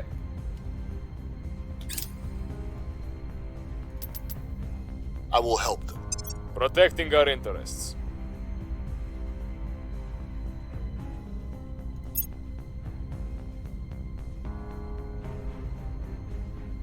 I'm hoping these are still right.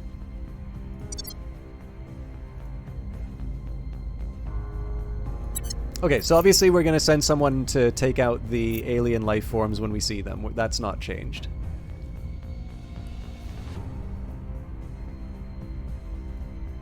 Things are cooling off.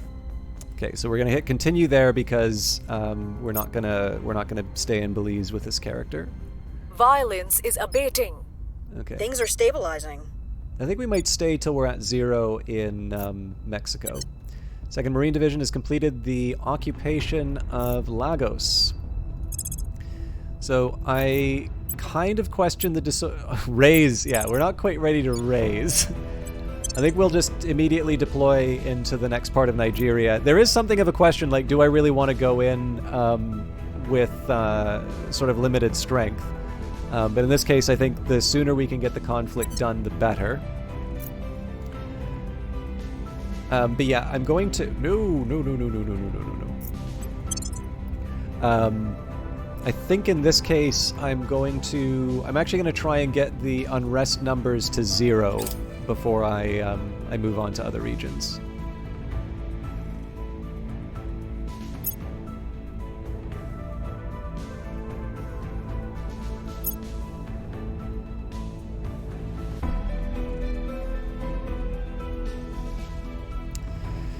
We have lost an executive control point in Bulgaria to Project Exodus. Many of our people are no longer responding to our communications, and we have lost a significant amount of power over events there. A shame, but we knew that was a possibility. It's kind of neat to see that the game... So, obviously, there's a number of different things happening that we weren't... that didn't come up in the previous run. So it's sort of neat to see the game... it's kind of neat to see where some of the differences are in the game.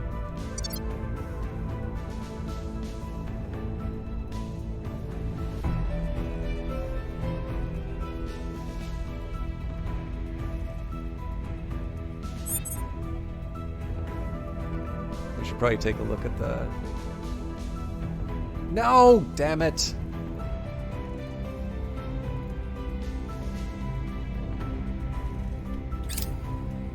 I'm just gonna have to remember there's a life form.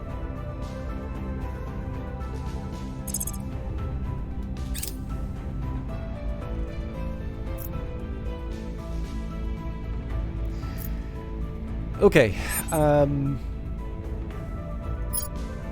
think we are going to...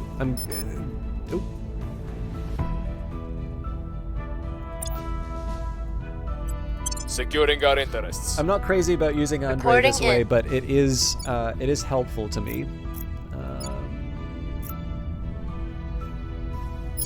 Now, Gennarti is going to have to go and deal with an alien life form. It's not the best odds. We're going in. And it does say that there's stuff that's available in the orgs. Okay, interesting. So, so notice here, right? We had some crackdowns that expired, and in this case, we're able to keep them. Now, I'm probably not. They're not going to be like long-term acquisitions. What I'm probably going to wait for is the rest of the Central American countries to become available and sort of move on from there. But it's nice to know that that's it's nice to know that that's happened. Okay. I want to take a few seconds here and say, okay, Belize, why are you the way that you are?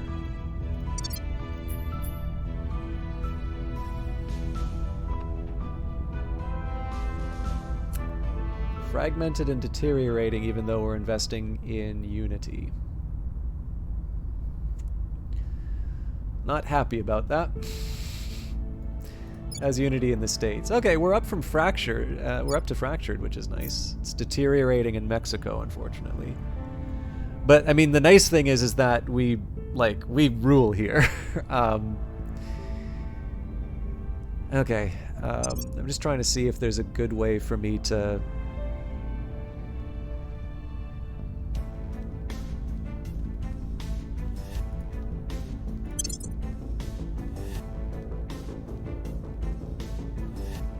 Okay, I'll bite what's going on in Honduras. So I'm investing so much in unity and it's still falling. Okay, let me just see this again. Absent unusual circumstances, cohesion in this nation will change by a negative value until it reaches a rest of 0.85. So there's different natural levels.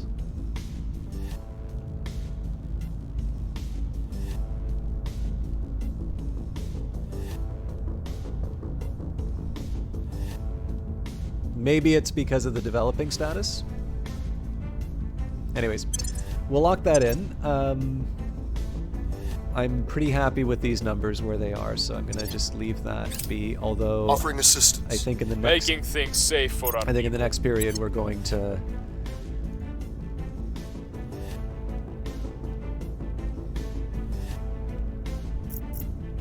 What are they looking at? I think in the next period maybe we will. We'll start keeping track of my science activities again.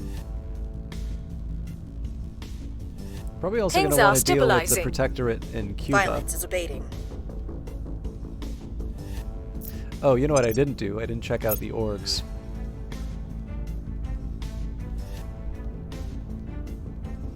So the Unable to destroy targets. Oh, damn it! We rolled a 91 on a 90, by the way. That's such a shame. So we may actually investigate. I think we may want to investigate India, because it definitely doesn't mean it went away. Okay. So the biggest thing I'm interested in is if there's any money-making opportunities. Now, one of the things that would be great, so we've got the National Reconnaissance Office for 200 a month. I can get access to, extra boost. That would actually put me, I believe, among the top boost. But yeah, unfortunately, as much as I would like it, and in theory, if I boosted my administration enough... Well, actually, the funny thing is, I could probably purchase this, but if I'm not mistaken, I would still need to pay for it in the unassigned orgs. Yeah, negative 0.26 from the org pool. And again, given that we're going to be building mines soon, I want to...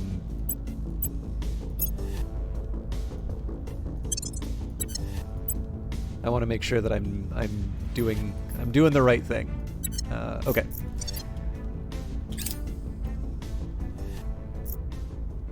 So maybe we'll do some surveillance and see if we can get a second crack at the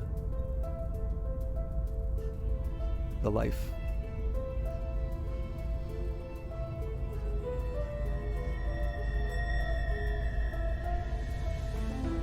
Acknowledged.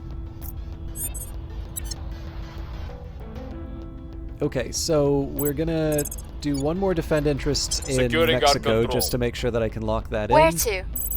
I should be able to do surveillance in Initiating India. surveillance. How you doing, Decree? Really good to see you. I hope you're doing well. We're still knocking down unrest in Mexico, so I can live with that. Decreasing unrest in Guatemala is also happening. No unrest in Canada. Actually, things are looking up in the States. That makes me somewhat encouraged. And I think I said I was going to start taking a look at my science totals. Actually, it's also September, so I may want to take a quick look at Mars and see what possibilities I've got here. So what's happening in Vietnam?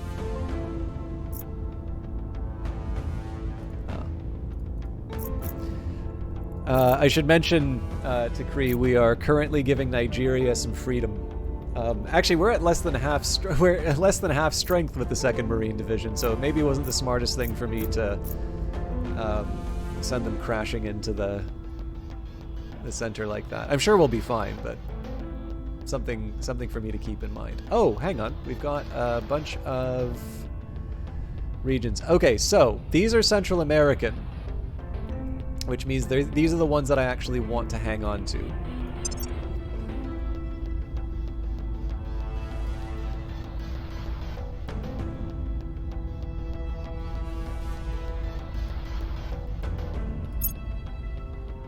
Okay, actually, let's... So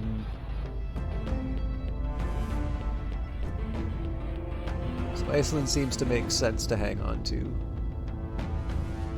I don't think Botswana quite has the same argument for it.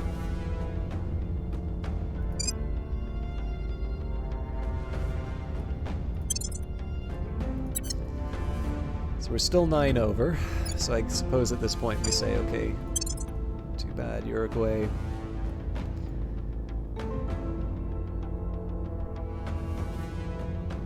Yeah, it looks like I am going to have to be making some sacrifices. So what's the deal here?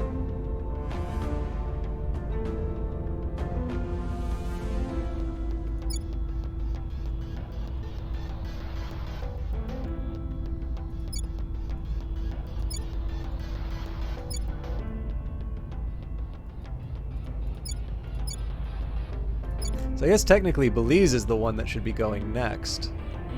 Maybe, actually, before I do that, let's game this out.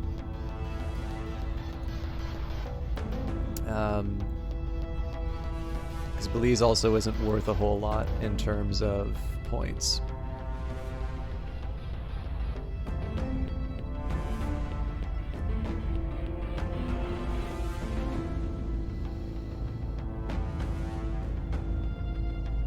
So yeah, I need to basically get rid of 7 points. Well, maybe, yeah, maybe Panama or Costa Rica is the right call here. So,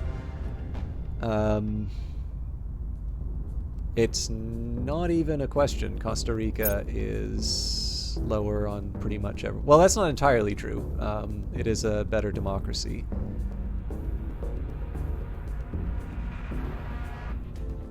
But yeah, I think in this case we just take. Sorry.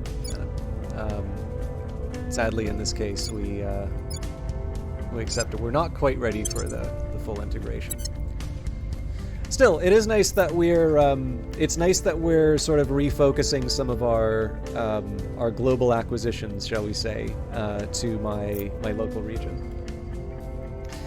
Okay. I don't think there's anything in the org marketplace. I probably are. Oh, right. Sorry, I said I was going to check the.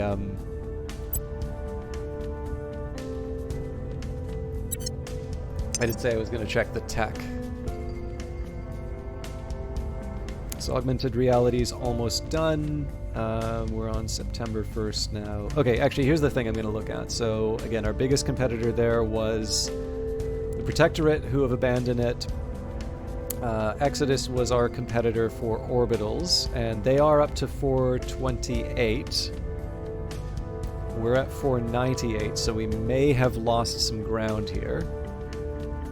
And then the servants have given up on the industrialization of space. So, the last value that we had was... So, we have the 1 month period here.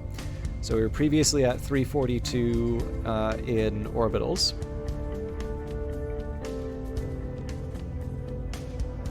So, it was 156. We'll just divide that. That's 78. So, that's not that far off from what I had before. They were at 269, so we take 428 minus 269, 159, divide that, 79.5. Okay, so they are actually making they're making some progress on us. How you doing, Quint?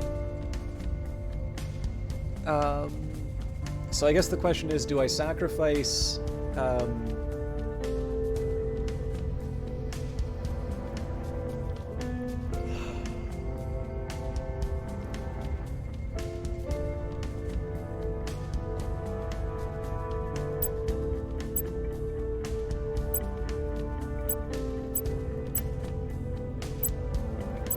8 to 4 is a lot to give up.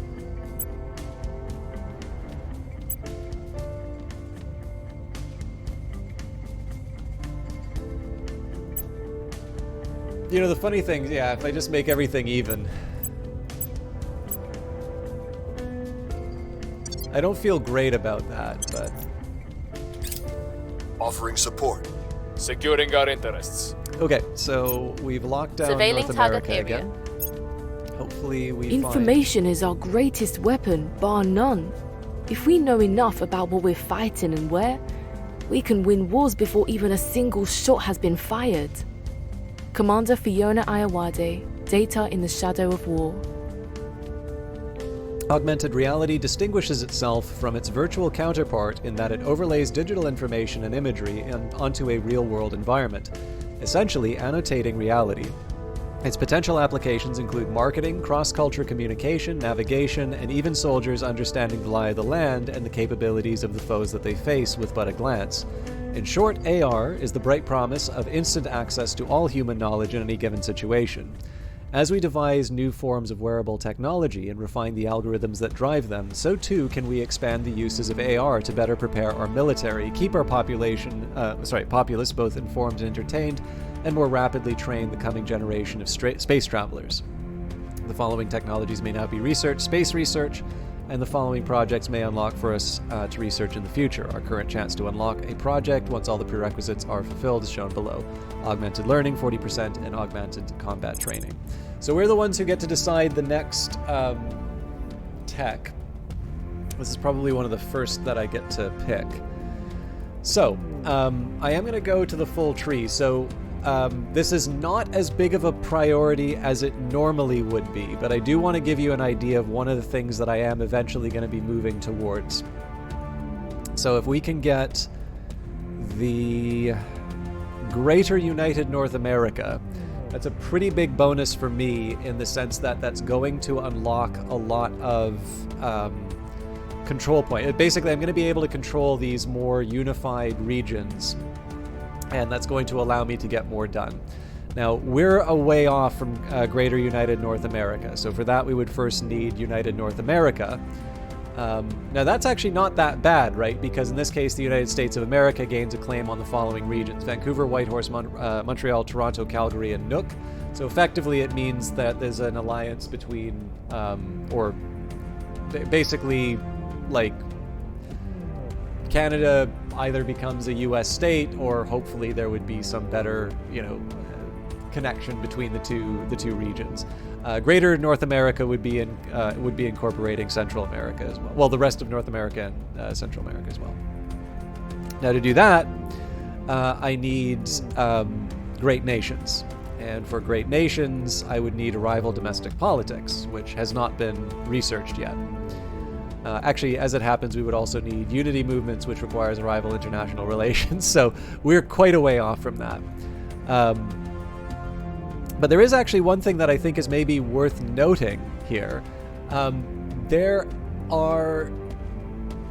not everything in this technology tree, I think you can gather, necessarily has to be researched. In fact, one thing that's kind of interesting here, right, would be the Central American Confederation, which would sort of be an intermediate step towards this larger incorporation that I have. I'm probably not going to go for that. I think I can go for the big goal right away. But you can sort of see, for me, this idea of a united humanity that's sort of in line with my ideology is very desirable to me. But if you were playing someone like the Servants, maybe what you would be interested in would be something like, the breakup of Brazil or the end of China. And in this case, it's a lot more about the breakup of the nations as we know them. And so what I'm going to do here is I'm going to start with a rival domestic politics, because that is going to put me on the path to great nations. However, it is worth remembering I don't want to focus too much on these tasks, because they're also the ones that I don't have a good they're the ones that I don't actually have a good research bonus for. So, arrival domestic politics. Nations seek new ways to manage restive populations in light of the discovery of intelligent alien life. Completion may unlock the following technologies and projects for research: institutional outreach, strategic lobbying, guerrilla warfare. This is a requirement for the following global techs: arrival culture, arrival law, great nations, and independence movements. So I think what I'm going to do here is I'm going to have one tech which is oriented towards unifying humanity. And then the next thing I'm going to worry about is trying to improve my ability to sort of operate in space. And that could potentially mean focusing on military technology. That could focus on my ability to run my affairs on Mars better. There's a few different ways that can manifest.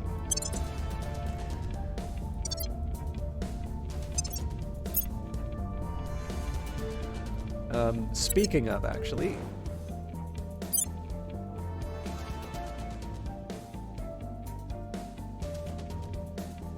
Oh, 26. That's why that number keeps going. I was like, it's not that far away from...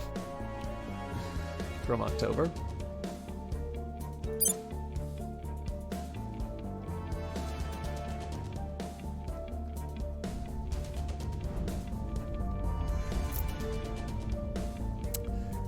What else did I want? Right, we're not assigning counselors yet.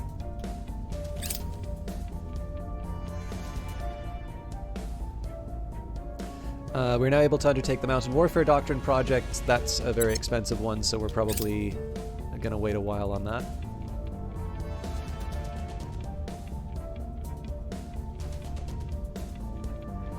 And we completed the Military Science Lab. Small module dedicated to developing military technologies and doctrine, adds 0.03 to the Militech value of our armies during combat if the module is in an Earth interface orbit, up to a maximum of 0.3, and all tech category bonuses from HAB modules are subject to diminishing returns above a 50% cumulative bonus. So I do actually want to put one of these things in orbit, but I'm not quite ready to do that yet because I want to make sure that I have mining operations in space.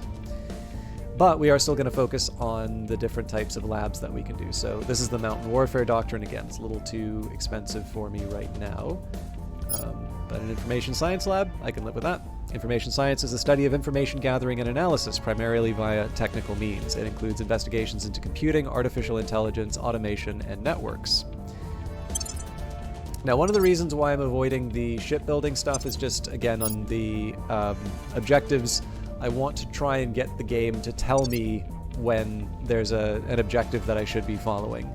I do want to try and get some ships in the sky, but what I would like to do is sort of have the game hold me by the hand and say, now is the time you should be building ships.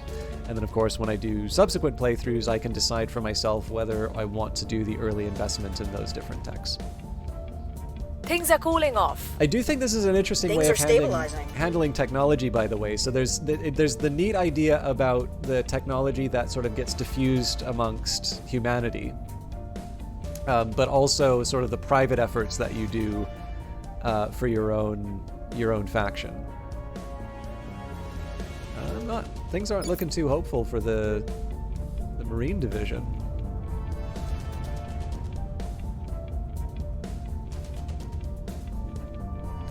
Vigilantes. Armed vigilantes are accosting civilians looking for alien thralls. Arguing the authorities are ineffective or compromised, groups of armed citizens in the United States of America have begun challenging other civilians to prove that they aren't working for the aliens. The targeted civilians are often members of religious or ethnic minorities, and there have been multiple incidents of violence in the streets.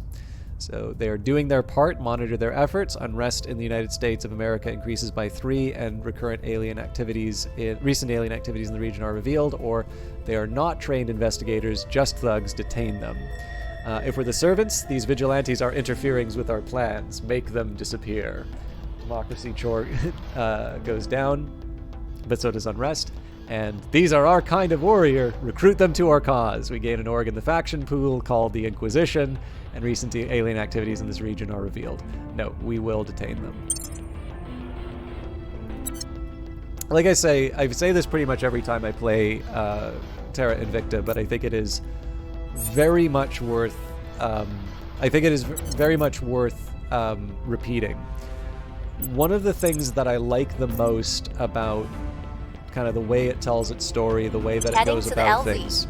Where to? Is that it... Your orders? So I'm going to focus on... Investigating alien site. My home. At your service. Ready to go. Oh, do I really not have any more investigators? Ready for orders. Standing by. Ready for my mission. That's a shame. What's the op?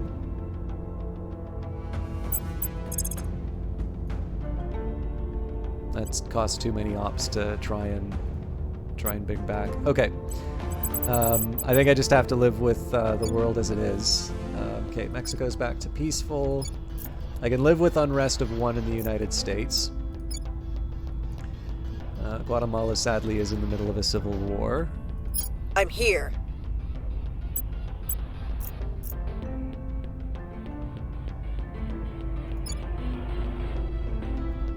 Ready for orders. Wait, Andre can't Did I not give him an organization to... No, that's right, I didn't give him something for stability. Okay, well, we'll get him on investigations. Eyes on target. I don't think I can afford to pull Toby off of the work. So unfortunately, the Indian phenomena is going to be ignored for a bit. Okay, I think we have to abandon the Pacific States again. I'm interested in seeing how much of Central America we can hang on to.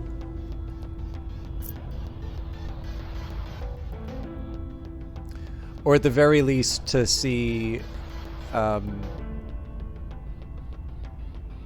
Actually, this will be an interesting experiment.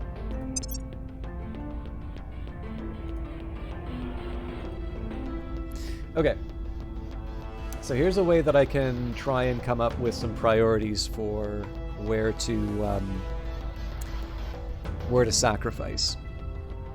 Actually, you know what? Maybe what we do... Okay, actually, I'm going to do this by control points.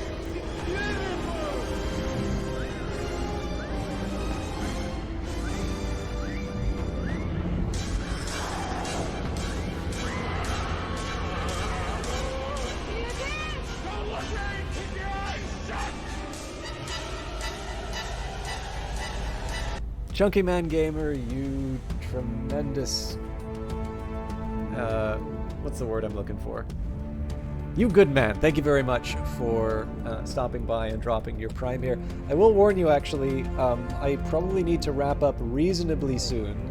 What I might try and do is maybe just try and do the data thing and run a little bit later. But yeah, it's... you are kind of catching me near the end here. But what I want to try and do here is, so we've got too many points right now. I think we're looking at, what, 18? I think we need to give up 18 points worth. Now, one of the ways that I can organize this, of course, is by science. So we take a look at the people who are contributing the least science. So we've got Honduras. They are 375. They're contributing 3.1. So I guess what I would give as an example here would be that for, and let me just make sure I've got that right value. So yeah, monthly research of 3.1. So effectively, one way that I can measure this would be at 3.1 and a control of 3.75. I'm getting like 0.82 science per control point. Now we can contrast that with something like, I'm going to take Iceland just because it's a single control point. That's 260. That's 286. It's contributing 16.8. The value of that research is considerably higher. So like Guatemala is probably the best example of this because for 3 research we are holding on to 2 control points. So in fact, one version of this that I might do is just kick out, Honduras, Belize, and Nicaragua maybe. And then maybe also, hopefully they don't have like a lot of money. Because that's the other thing that I'm going to need for my mining operations. Actually, yeah, if I order this by money instead, does that really change that much? Belize. So Iceland gets the boot. Yeah, so it is better for me to... So what I'll do is I'll sort it by research, and what I'll maybe just do, taking a look at the side here, say, okay, so, let's make sure that, you got a science value here, you've got a dollar value here, are they doing boosts, that sort of stuff. But like I said, we are currently sitting at, so we've got a cap of 268. We're currently sitting at 286. We need to give up, I think I said the wrong number. We need to give up 18. So I've got 375 through Honduras. Belize really isn't contributing that much to us right now, so that's a 137. If we get rid of Nicaragua, That's going to give me 3.34. I mean, we're basically back to getting rid of all the Central American states. Now, what is kind of interesting here, right, is that with the Caribbean states, we do actually wind up giving up quite a bit more. But I think on the, as far as the ratios go, they still don't help me that much. They are doing well financially, but... Okay, so let's say if I add these two, so we get 6.82, 6.82, so that's 22.1. Okay. So remembering that I only needed to get rid of 18.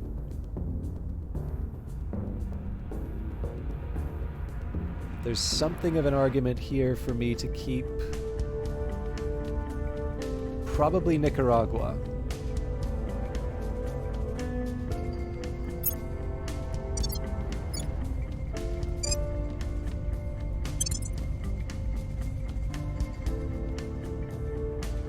Unfortunately, I forgot the list that I was working with. Oh, come on, let me sort it. There you go.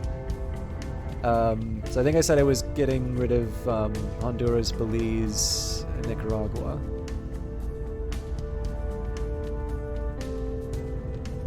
So Honduras is the next highest. So that's cool. That's Belize.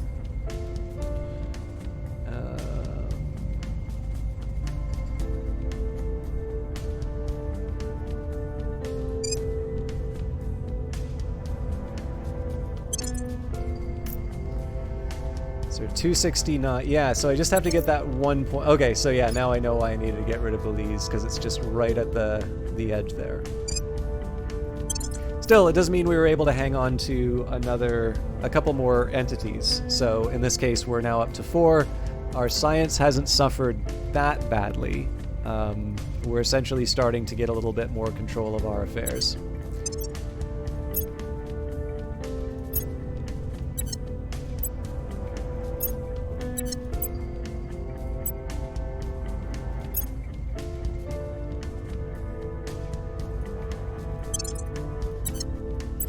That's a real shame. We probably wouldn't have had to abandon them if I had looked for that administration. Okay, I am gonna have to take a look at the. I'm gonna have to take a look at the.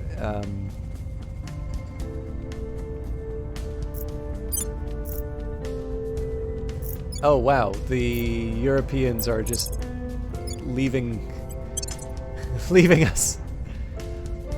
It's a shame. I'm gonna have to, obviously gonna have to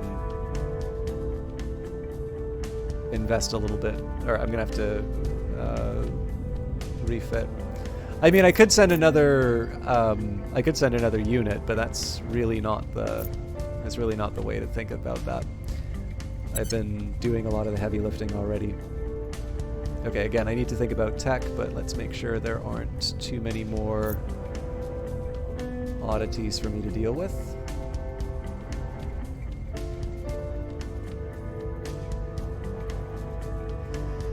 Okay. Jesus. All right. So the Protectorate is eating our lunch.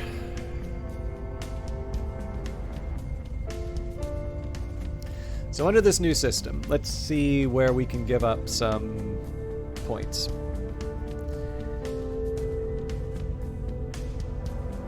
Actually, you know what? That's going to be how I deal with that.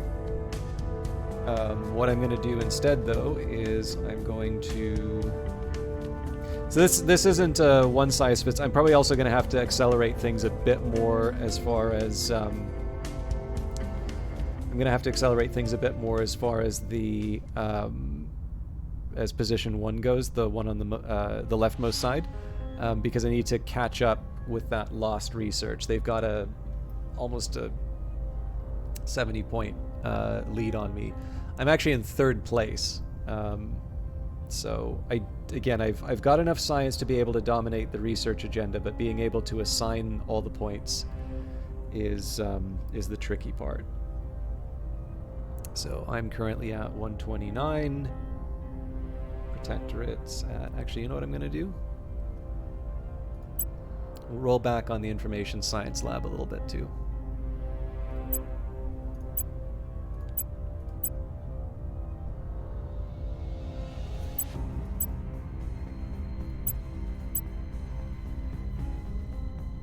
I don't think that's a realistic number for us to keep working with, but let's see if we can get ourselves a bit of an advantage on arrival domestic politics.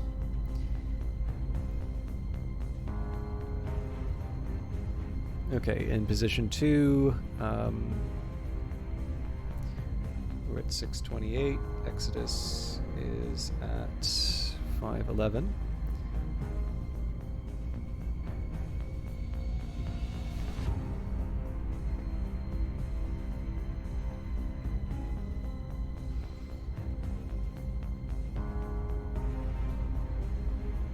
See, again, I can sort of afford to throw my weight around here a bit, so I'm going to disrupt this a little just to try and figure out where my levels are at. But I think as long as I deal with it on time, we should be okay. Offering assistance.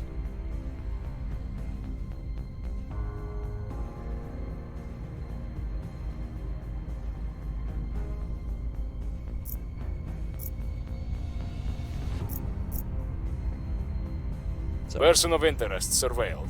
I suspect we are probably going to lose all this progress when we move the units.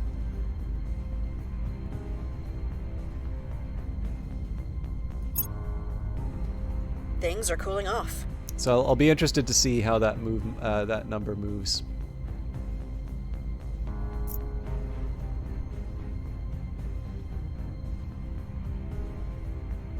Targets secured. Okay, that's good to see at least a little progress on that. Here's what we found. I have learned some useful information from my investigation of the alien activity in Guatemala. We will receive a small bonus to our xenology research moving forward. Now that may mean there's still bad things going on. We are now able to undertake the Augmented Combat Training Project. National investment points we direct to military priority are increased by 5%. National investment points we direct to the build Army priority are increased by 5%. And national investment points we direct to the build Navy priority are increased by 5%. We are the US, so we want to stay on top of military technology, so that will be a reasonably high priority. And unfortunately, now we know what the aliens were up to. We should be able to reclaim that, though. That's a Gennarty job for sure. So much nonsense happening. Okay, so let's clear these out. I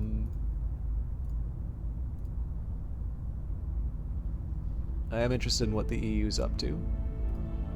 Okay. Some leaders in Jordan have suddenly shifted their allegiance. At your service. So, again, priorities being what they are. Oh. Standing by for orders. Wow.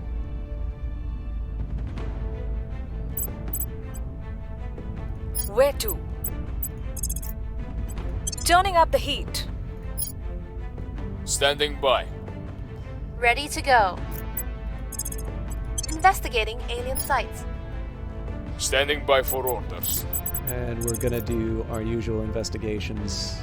Wherever we can, we want to Surveilling investigate target. people who are close to us, and then we sort of move down the list after. Let's take a look.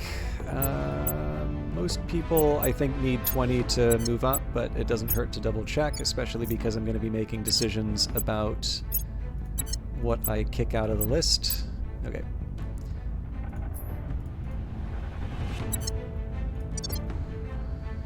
I think I can live with that allocation. I'm a little miffed that there's a lot of alien activity that's not being investigated now, but I think getting an idea of what enemy agents are kind of going around the world doing what is fairly important.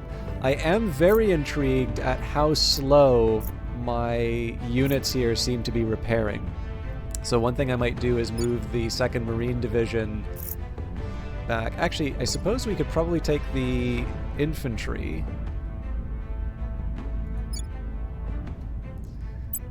So if we were to deploy them here, we'd be able to bring the Marines back.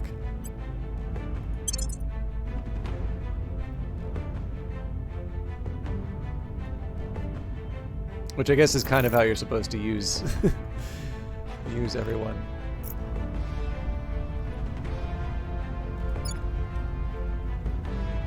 Okay, we're gonna do the same trick we did last time. I've got 2 points that I need to 2 points that I need to get back.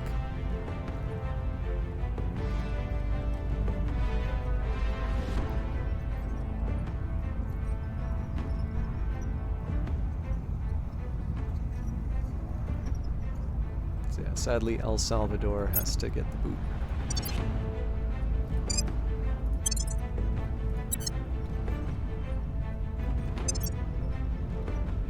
Okay. Now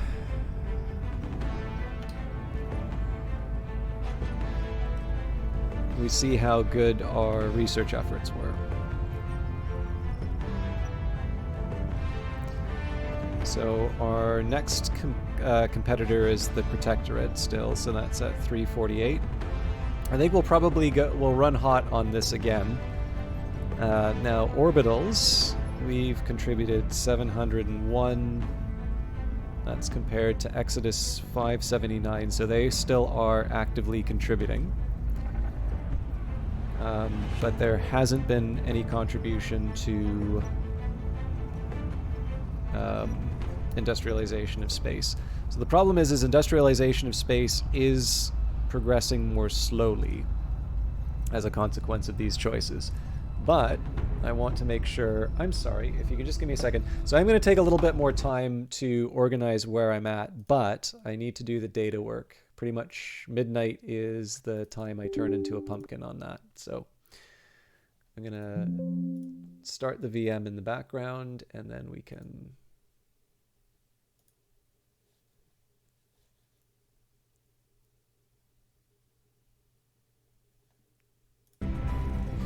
Okay, so we went from 129 to 375.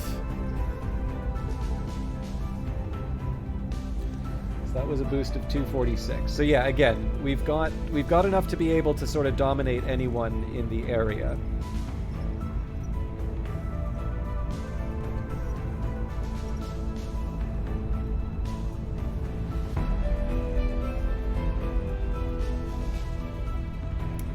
Comparing that to the 628, 701. So in my weaker area, I contributed 73. But compared to the 68 that Exodus contributed. Okay, so the problem here is that I'm not contributing as much as I would like to the council engineering projects, but it's also fair to say I don't have a primary council engineering project that I need to do. So I'm okay sitting here because this allows me, I'm still winning on orbitals, and I'm dominating arrival domestic politics, which means I'm going to be able to set the agenda for the one following that. Okay, my VMs come up.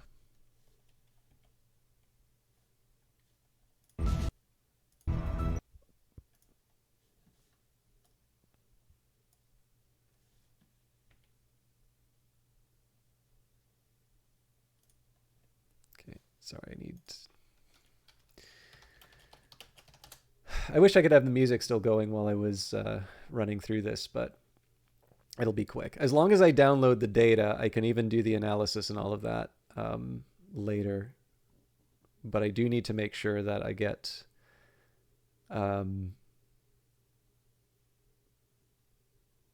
like, basically what I'm contending with is the fact that... the provider for this data is based on the West Coast. And so the problem is that there's like I can play around with timestamps. I can, I can make a few guesses. The big thing for me is that I did not want to build a habit of working on this data at 3 o'clock in the morning. That is not a way that my sleeping problems are going to be dealt with better. But I would also like some consistency in terms of how the analysis is going. And so what that has meant is that I've said, okay, well, midnight Eastern time, and what I'm going to do is to just overcome the fact that the provider is doesn't provide hourly data. I'm just going to make sure that I'm consistently downloading the data at this particular time. I'm not doing it forever. Like, I have a fixed period of time in which I'm getting this stuff done. And I just wanted to make sure that basically it's all about making sure that I actually deliver on that, because if for whatever reason I don't download the stuff on time, there's no way for me to go back in time and get that stuff back. So this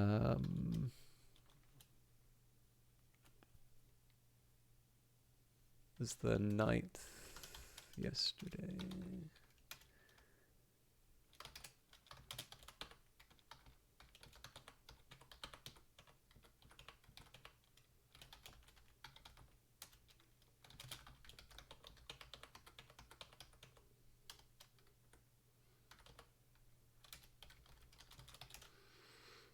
It doesn't actually take that much to run the analysis anyway, but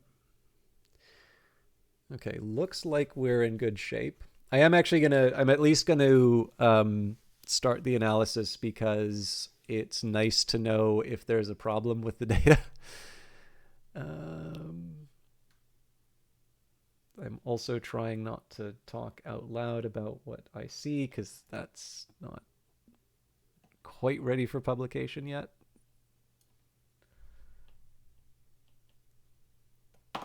Interesting. Okay. I may actually be able to just sort of do my write-up now. Okay. Almost done.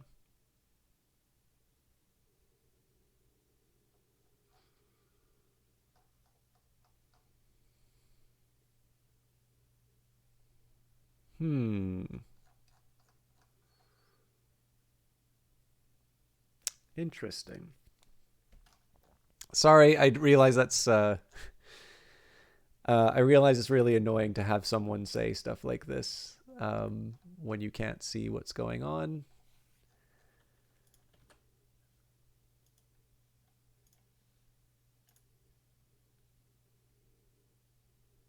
One of the things I've been noticing is I have something that does a reasonably good job of sort of like seeing what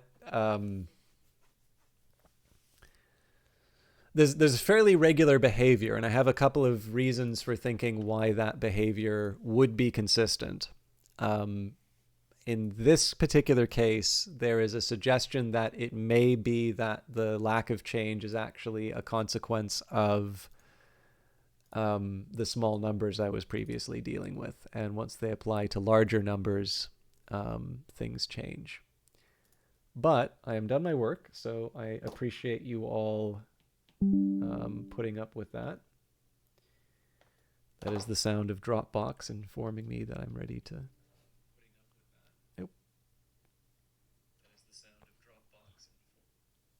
Really don't like the sound of my voice. Okay. We can get probably one more round of this in. See, I am a little weirded out about how weak the 2nd Marine Division is right now. But that's fine. So we'll switch around the two forces and we should be I will help.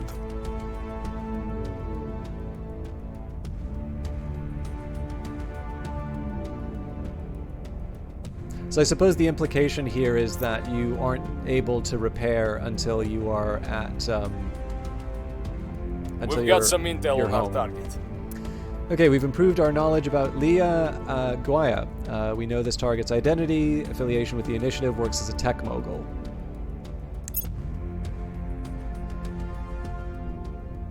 Again, this is a lot more about getting Information Science Lab. Bonus 2 investments in knowledge. Okay, so I definitely want to try and get one of those. And, I mean, again, I want to try and get as many labs in space as I can, but right now, this is all about just sort of cleaning up anything that I can't repeat. Actually, you know what? I think augmented combat training... Nope, there's still a social science lab. I think I'm going to do augmented combat training after the social science lab, though. We've hit them where it hurts. We have conducted a successful crackdown on the servants in Guatemala. Their aristocracy control point will be disabled until the 15th of December 2025. Of course, we're going to take that for ourselves.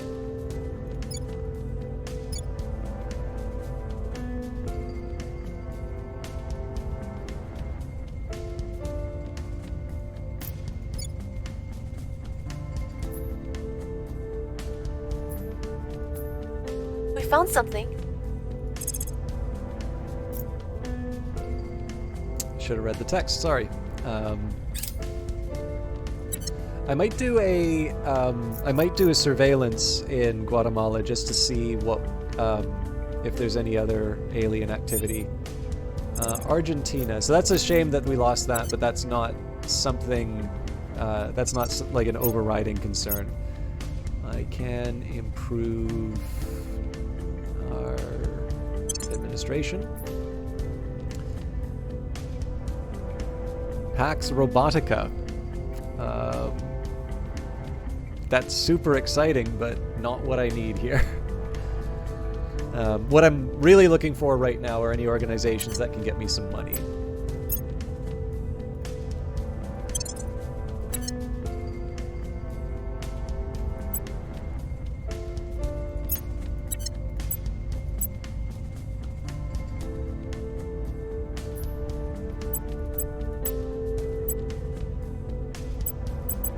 Okay, well, at the very least, that's given us some more admin cap to play with once a few more regions become available.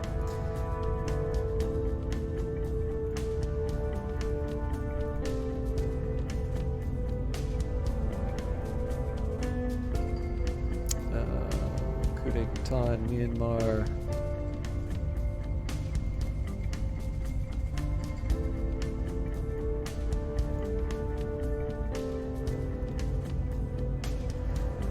Okay, I can live with that. And we've lost the executive control point in Guatemala. Okay, well that's just time for another. It's time for another.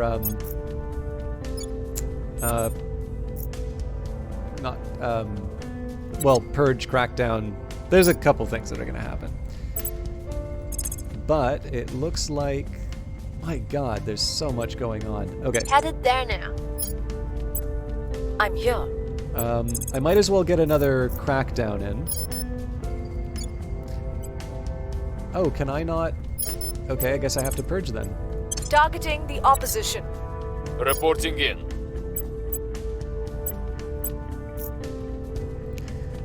Andre's not really able to do that much else, so... Well, actually, okay, in that case, let's get Andre to do the purge. The opposition. Acknowledged. Andy can work on the alien activity in Jordan. Again, we're sort of... we're missing our main goals here, but I'm not completely opposed to how this is turning out.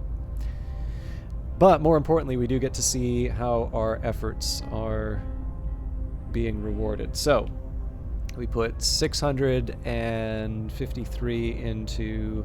So I think it's pretty clear that we're going to be the ones to do arrival politics. But it would be good to get some numbers on that. 378 on the part of the Protectorate. In position 2, so we've contributed 784 compared to Exodus's 654. And then, again, pretty much stagnation as far as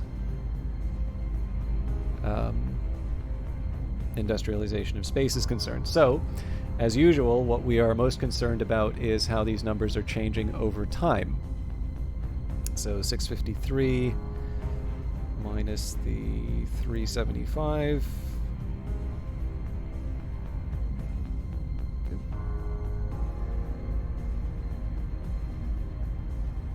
So we're contributing 278 there. Compared to the 378, so in that case that was just 30 points contributed from the Protectorate. And again, I'm not expecting miracles, so I think we can roll back to an even division again.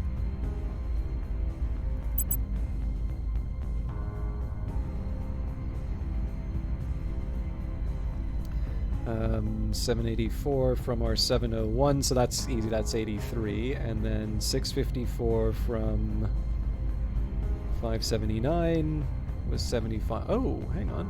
Yeah, no, we're still fine. Okay. So I've kind of spread it all out. Actually, you know what? No, hang on.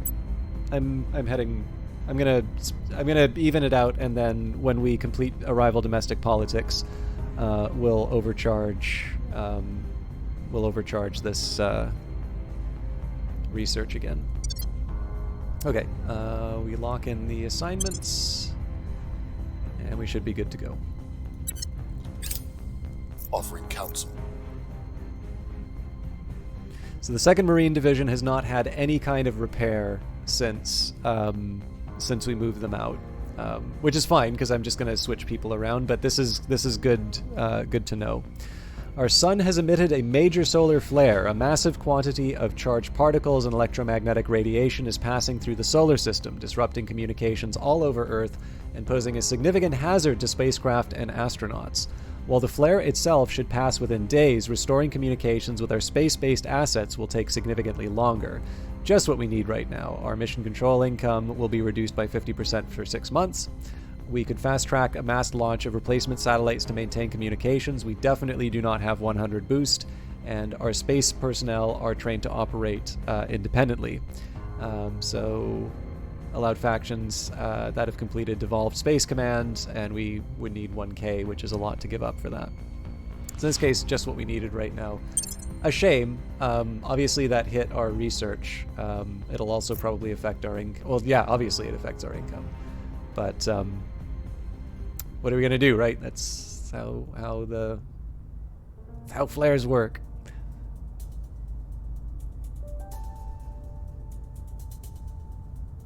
Violence is abating.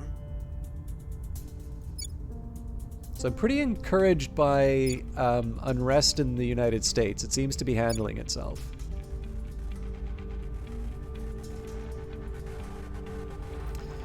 Army completes deployment. The 1st Armored Division has arrived in the Lagos region and has begun the occupation of the region. Okay, so Marine Division, we are going to send them back to Washington.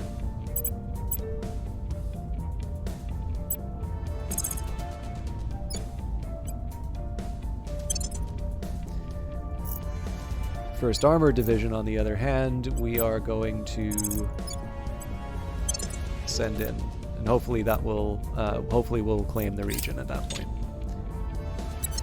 More importantly, I want to see whether or not the Marine Division is actually repaired off of that. Now, let's clear out some of the nonsense here.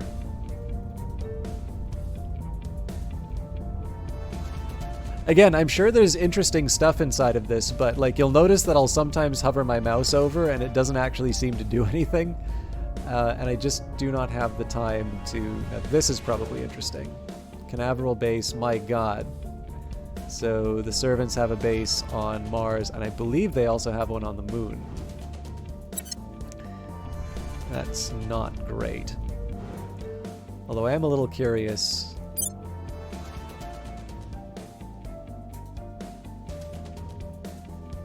So the costs are lower. We may actually be able to...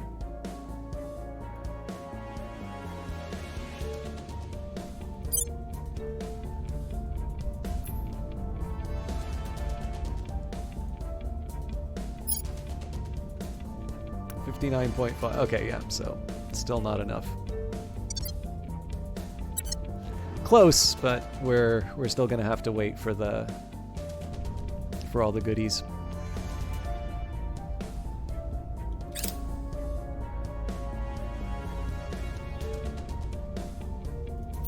Recon complete.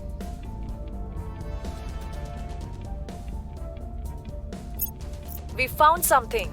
I've learned some useful information from my investigation of the alien activity in Jordan. We will receive a small bonus to our xenology research going forward. You'd think a threat this big would finally make us abandon old grudges and band together. But humanity always finds a way to hurt itself, doesn't it? Commander Fiona Ayawade, undated letter. Whether embracing egalitarian ideals or enforcing authoritarian edicts, maintaining the cohesion of a nation is challenging work and prone to collapse even during the natural ebb and flow of societal progression. As populations across the world contend with the new reality that an extrasolar species has turned its eye upon us, this challenge is far greater than ever before, and we can no longer look to our own history for solutions or predictions. Will these aliens bring enlightenment or extermination? Will their arrival herald a new age of opportunity or result in a curtailing of freedom? And most of all, how will each given nation respond to this unprecedented visitation? Each society's reaction to this seismic event will shape the destiny of every person within its hierarchy for decades to come. New policies, new laws, and a breathtaking amount of bureaucracy will be required if any semblance of order is to be maintained. The world's leaders must prepare accordingly. So, we can do institutional outreach, strategic lobbying, and guerrilla warfare. But the big one for us is to be able to move on to our next goal. So I think international relations is what we want. So I'll just give you the logic behind that. So we want basically to move to, let's do the full tree. So when we do international relations, that's going to enable great nations. From great... No... Okay, good.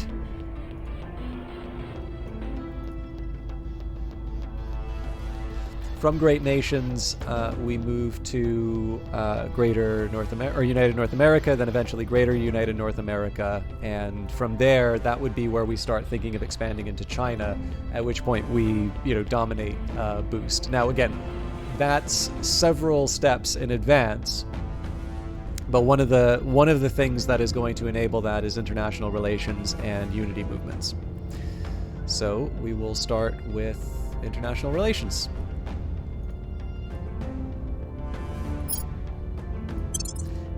And as before, we're gonna come storming out the gate with this one. We basically want to make it so that all of the other factions just simply feel utterly hopeless in terms of being able to get their research priorities done.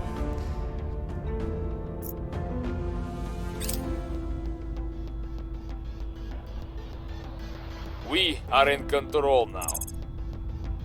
Okay, we'll probably wind up abandoning it, but let's get the executive as well.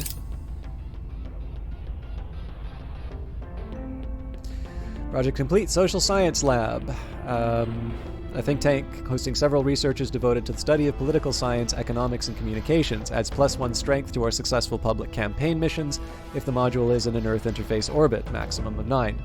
Only allowed in Earth-Luna system or above worlds with a 50,000 population, and all tech category bonuses from the HAB modules are subject to diminishing returns.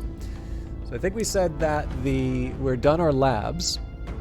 I think it was augmented combat training because I wanted to make sure that I kept my military edge.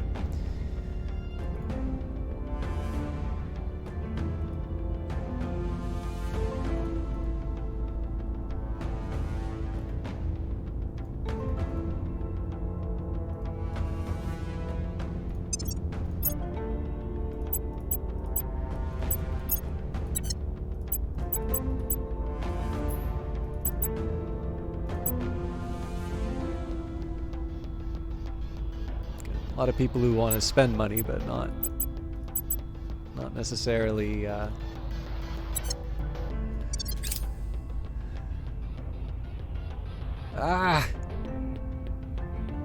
Okay. Oh my God, there's 3. And the aliens are not losing any time. Okay. We'll clear this all out.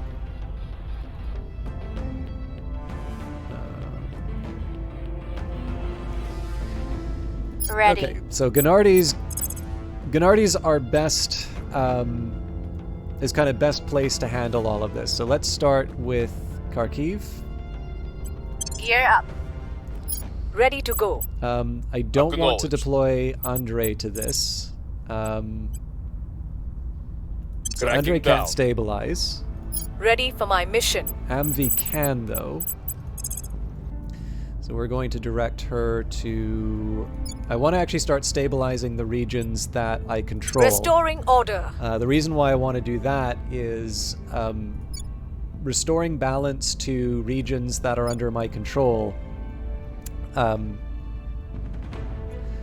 That's going to improve my income and, like, basically my ability to get stuff done. Okay, and our crackdown... Okay, we don't need to worry so much about this nation, so we can abandon it.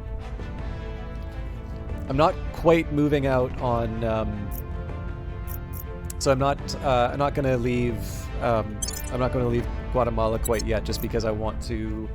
I at least want the executive before I ditch it. Otherwise, we're pretty much locked in for our assignments. Offering support.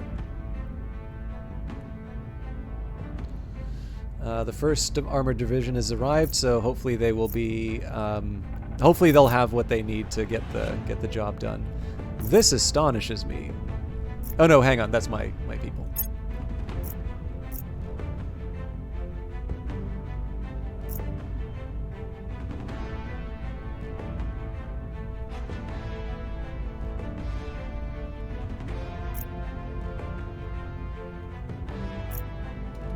I do want to take a quick second. Again, it doesn't hurt to make sure that if I can accomplish something, I want to try and make it happen.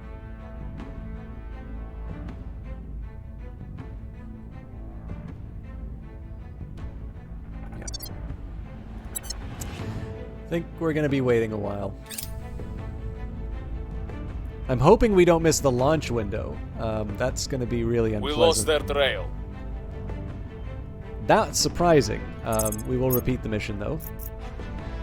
We are now able to undertake the Guerrilla Warfare Project. Gains +2 to Unrest missions. Unrest increases by 3 in our nations when they are conquered, and grants 20 for ops. So that's Order. good.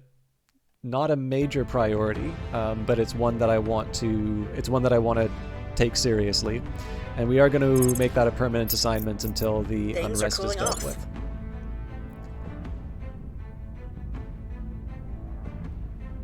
In fact, we could also be we could be sort of doing a charm offensive here. Targets destroyed. All right, our assault alien knife form mission in Kharkiv was successful. We estimate that we've reduced the alien flora and fauna in the region by 53%, but likely some remains. It'd be nice if we could do some cleanup on the rest of it, but again, we're stretched really thin in terms of things to do. And most importantly, I want to know whether or not the 2nd Marine Division is going to start healing.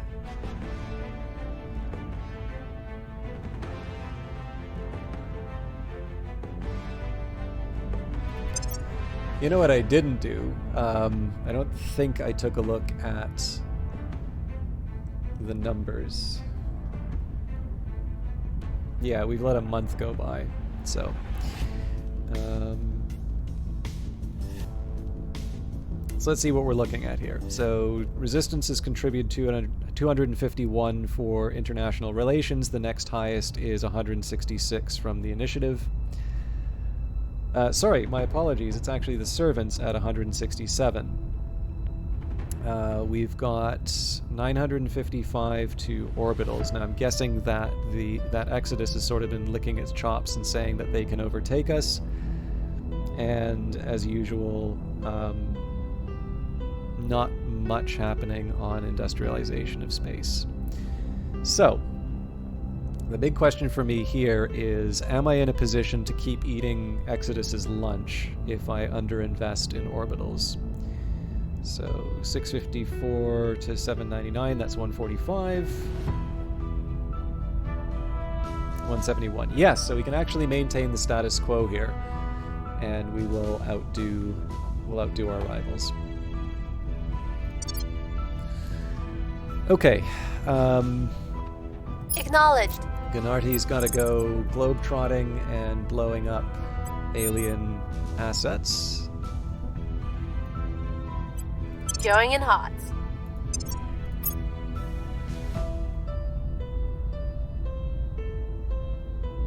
Again, lots of stuff that looks really nice. Just not quite what I need given where my finances are.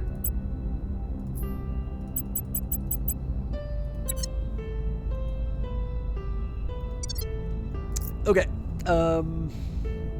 Lock that in. Maybe when December comes, we'll say that's the end of the stream. Again, I was kind of hoping to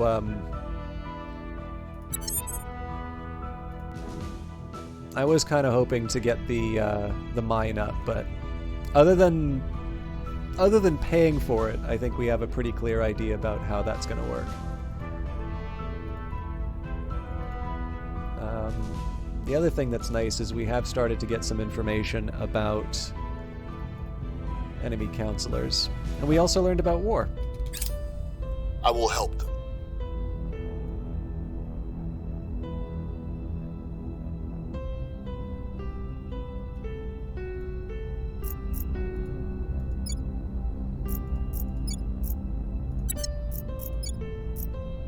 Second Marine Division has arrived in the Washington region. So what I want to see here is whether or not they start rearming.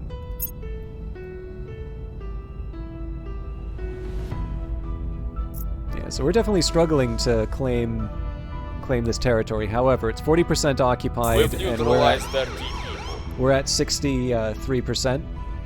So I think we're probably Things just by are the skin of our stabilizing. teeth, but I think Things are stabilizing. I think we're going to be in good shape for the invasion. All right, we're now able to undertake the Augmented Learning Project. National investment points that we direct to knowledge are increased by 5%. That's a very high priority one for us because, of course, that's going to help advance Right enough. democracy. Our assault on the alien life forms in the Khartoum region was a complete success. We estimate we reduced the alien flora and fauna in this region by 67%, but it is likely that some remain.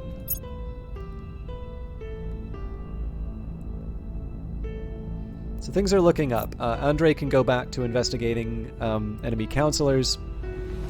We are probably going to secure Nigeria. We have lost Guyana to the initiative. A shame, but not critical to my interests.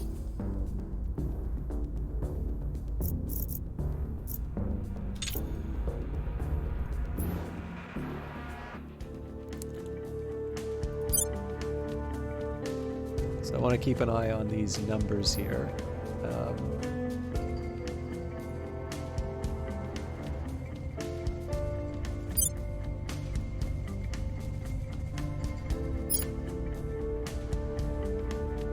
So just looking at the numbers here, so that's 353, 323. Yeah, so essentially I want to send both of these things up at roughly the same time. This will arrive slightly sooner, but and at that point we'll have to worry money-wise, but we'll be in a spot to we'll basically be able to build quite a bit more efficiently moving forward. So I'll admit I'm actually not sure. I'm really not sure about the money thing. That is going to be a big question mark. Because the big question, honestly, is where does the money come from? But like, if I need to cut back, like, where are the obvious places for me to cut back? But we'll work on it. I think I'm just going to leave all of this. Okay, I guess I said I was going to wrap up in December, didn't I? Our ability to manage the affairs of so many nations is stretched thin, costing us 3.5 influence per month. Conducting management research can alleviate this. So, first up, Ready for my mission. Gennardi should have one more assault to do. Taking it to them. Where do you need me? Andre is going to be assigned to... Well, actually, I guess Andre's purging because everybody else is occupied. We can probably afford to spend some... Well, you know what? We're taking power. No need to waste the money. Once we... Oh, hang on. Jordan. Okay, well, we don't really need Jordan, so... Unless it gives us a ridiculous amount of money, which it doesn't. So we're still over, but that's going to be solved as soon as we reclaim Guatemala. And finally, I just want to read on our science efforts. So we're now at 448 compared to the servants 299. Yeah, you know what? I think I was looking at the wrong group, so I don't actually have a good idea of what the competition is here. We are at 1013 versus 865. 6520 compared to 4569. Okay.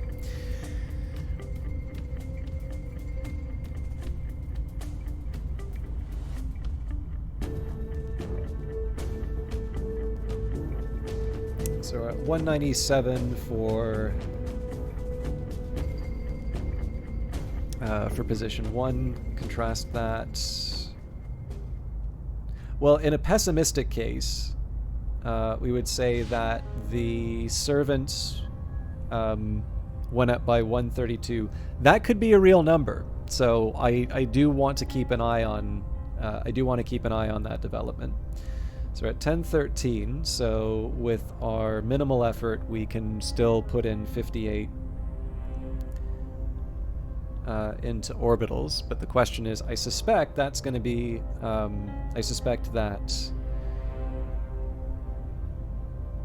yeah, they're doing 66, so I want to boost that a bit. So it's not great, right? We are also giving up a little bit here on Arrival International Relations, but again, I want to maintain my edge relative to everyone else. And we lock that in. And again, I know this is the one more turn effect, but I think I am going to do one more turn. Offering assistance. It's just because this number's getting to an exciting one. What I will do at the end of the next... At the end of the next decision period, I think what I'm going to do is I'm going to do a review of the intel, just so we can see how we've progressed.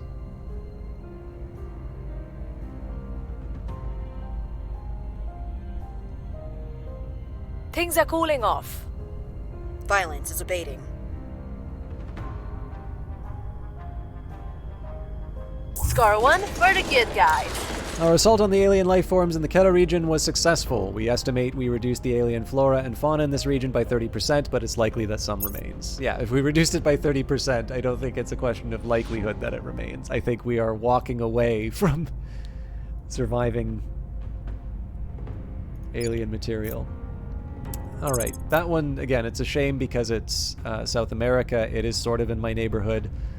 Looks like the occupation's going along well. I mean, again, it'd be nice if we had a little bit more in the armored division, but I think we're going to be able to see this through. We're in control here. Excellent. So we can also... Well, actually, let's take a second here and see whether or not we want to leave Guatemala. We'll save that for the decision. Because it may be that giving up like Nicaragua and Panama wind up being more useful. And we can now do institutional outreach. So lots of stuff to do at the start of the next turn. Iran under the control of the servants in Guatemala have ended their alliance. Okay. So what I'm going to do to just sort of remind myself that I have actions to do next week, I'm not going to do any of the counselor stuff. I'm going to just kind of review... Maybe what I'll do is I'll take a look at the org marketplace, because I'm less likely to mess around with those. Gennardi is ready to increase her administration.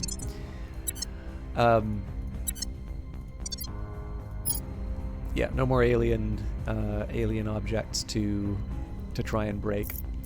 So I'm very, very close to yeah, I actually kind of want to do one more month of this, just because if I did,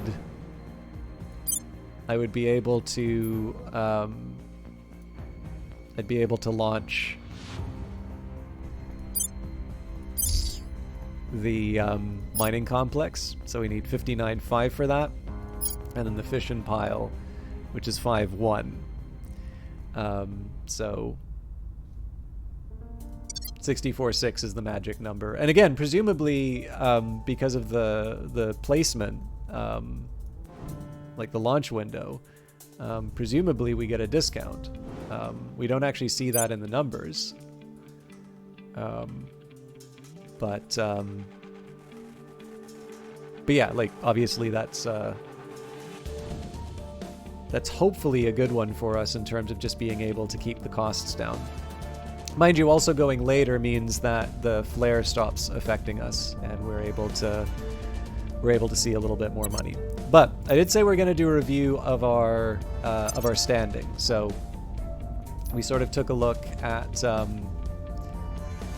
resources was the main measure. So the one thing that has improved generally for us are our finances. However, compared to the other factions, we are still quite weak in terms of our wherewithal.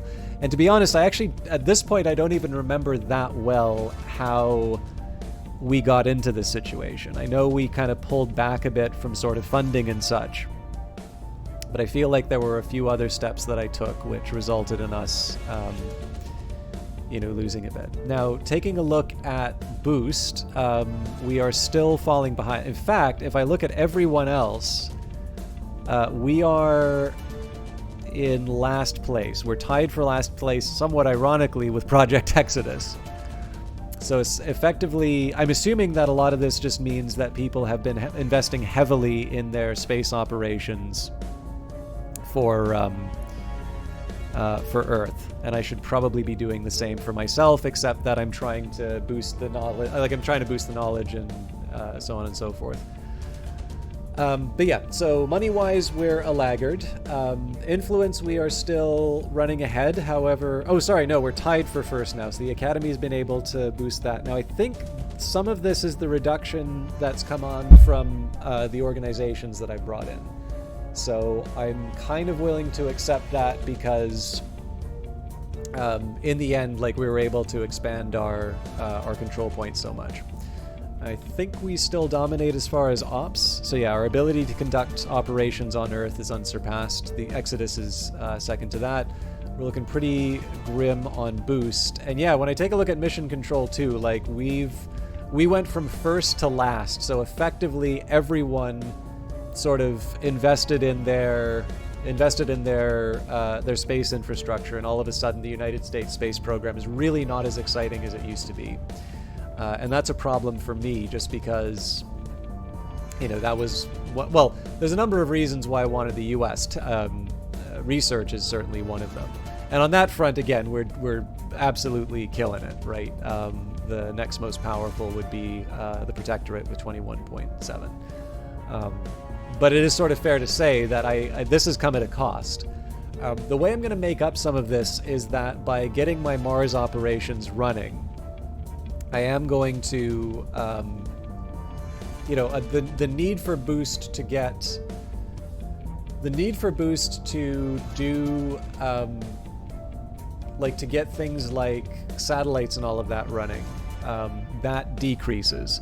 Now, that doesn't mean that I'm not going to invest in space, but I do want to sort of make sure that, things like democratic values, high science levels, all of those things are sort of being taken care of. Essentially what I'm doing is I'm putting the investment in North America because I am confident now in my ability to sort of navigate this tech tree. And you notice it doesn't actually take us that long to go through, a 5,000 item, right? So essentially, Unity Movements is going to be a costly one. Great Nations is really where we're going to start feeling the pinch. But the end result of that Like, my ability to start unifying North America means that we can credibly start making a move on China. In fact, one of the things I might start doing is start sending people to do, public relations options. Again, that costs money rather than influence, so I may want to be careful about that. But the ability, if we were to have sort of a kind of combined, combined U.S.-China effort, just looking at all of that science. Actually, I think that's more science than the U.S. is generating right now, almost. But yeah, like an absolute powerhouse as far as science is concerned. And at that point, maybe we can start reinvesting in things like. We can start reinvesting in things like space programs. Well, even then, it's not like we haven't been investing in boost and mission control and all of that. It'd be interesting. I should probably take a look at some of the AI-controlled regions just to see how they've been able to boost their tech so much. The last thing I will say, though, is that one of the main goals here as well is that we've been putting these heavy investments into knowledge and such. And one of the reasons for that is that so we can start seeing, essentially, the investments in knowledge are going to be associated with a number of other factors that will improve the overall health of the nation. So it's going to be increasing, it's going to be increasing the, so knowledge is going to go up, is going to increase democracy. Increasing democracy is going to mean that we can get some boosts towards research and so on and so forth. So I am definitely making some sacrifices right now to try and lay down some foundations. But the hope in the end is that this will pay off, and this is going to translate into a lot more that we can work with. There are incidentally other ways of approaching that. So if you do something like I believe it's economy. Let me just read the description here. The economy priority represents investments in industry and growth. Investing in this priority increases the per capita GDP of the nation by 14.3, inequality by 0.0005, and increases the greenhouse gases in the atmosphere by a small amount. The number of core economic and resource regions in the nation impacts these values. Higher levels of democracy and middle values of cohesion lead to more innovation, higher increases in income. So, am I mistaken here? Essentially, I'm looking for the thing that will be boosting investment points. So these represent the nation's economic surplus that can be distributed by factions with control points in the priorities tab. This value is set by the nation's GDP and is reduced by the number of armies it fields and by high levels of unrest. The nation's GDP provides a base of 26.98 investment points per month. It currently has 21.96 available for distribution to various priorities. So, again, the idea here is that, we're allocating all of these points to improve the various improvements. So being able to put some extra points inside of economy is going to be, it's going to be a good way that you can sort of boost the overall growth level.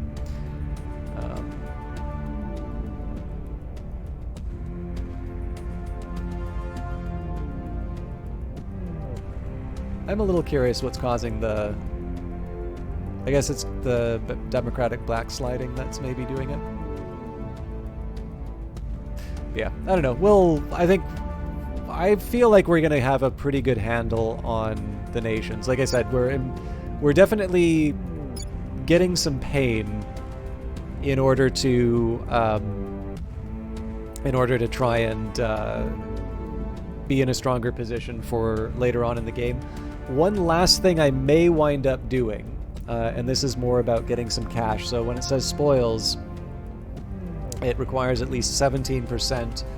What I may do once I'm sort of in kind of an equilibrium, I may put the minimum amount in terms of spoils to keep the factions happy, and then sort of the remaining amount goes into welfare to offset the effects. But that's going to require a little bit of finesse. The other thing is that once the cohesion is closer to a middle value, then I'm going to be able to reinvest those unity points into other priorities. But again, I don't want the engine of my of my resistance to, to stall. I do not want a revolution to stop me from being able to make things happen. Anyways, thank you everybody for watching, and I appreciate you sticking for another hour with me, but I definitely need to go to bed. I actually also need to write, so I've got quite a bit of work ahead of me. But for those of you who are here for Terra Invicta, that'll be at minimum next week. If I can do extra, I obviously will. Wednesday we should be back to more Industries of Titan. And then Friday's been a little bit of a free game. I have been enjoying Against the Storm, but I am also happy to see that Cyberpunk is working properly again. So I kind of leave that... I sort of feel like that's the sort of thing that I can leave... I can leave as a free day. I'm definitely very grateful to Hooded Horse for keeping me in games like Against the Storm and Terra Invicta, because I think they fit the broadcast well, and generally what I'd like to do is sort of reward that by covering it well. But given that I wasn't able to do some of that stuff over Christmas, I figure being able to change it up a little bit and try some new things might be nice. Anyways, our visitors from space would be forgiven if they reported home that our planet is inhabited by a race of insane men whose future is bleak and uncertain. January 9th, Twitch. But anyway, I said all of my sign off and all of that, but I actually need to find someone to host.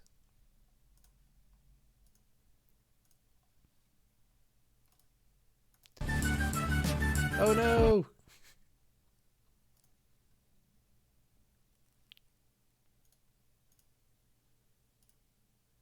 Sorry, I'll be with you in a second here. I just need to find someone to host for tonight. Okay, sadly no Terra Invicta streamers. What about Industries of Titan?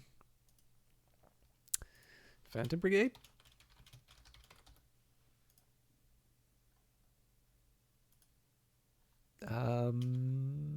Against the Storm. Okay, looks like we got a couple of Against the Storm streams going on here. So, as always, I do apologize for having to. How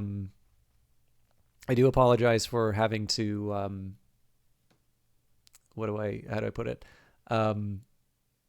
Sort of preface the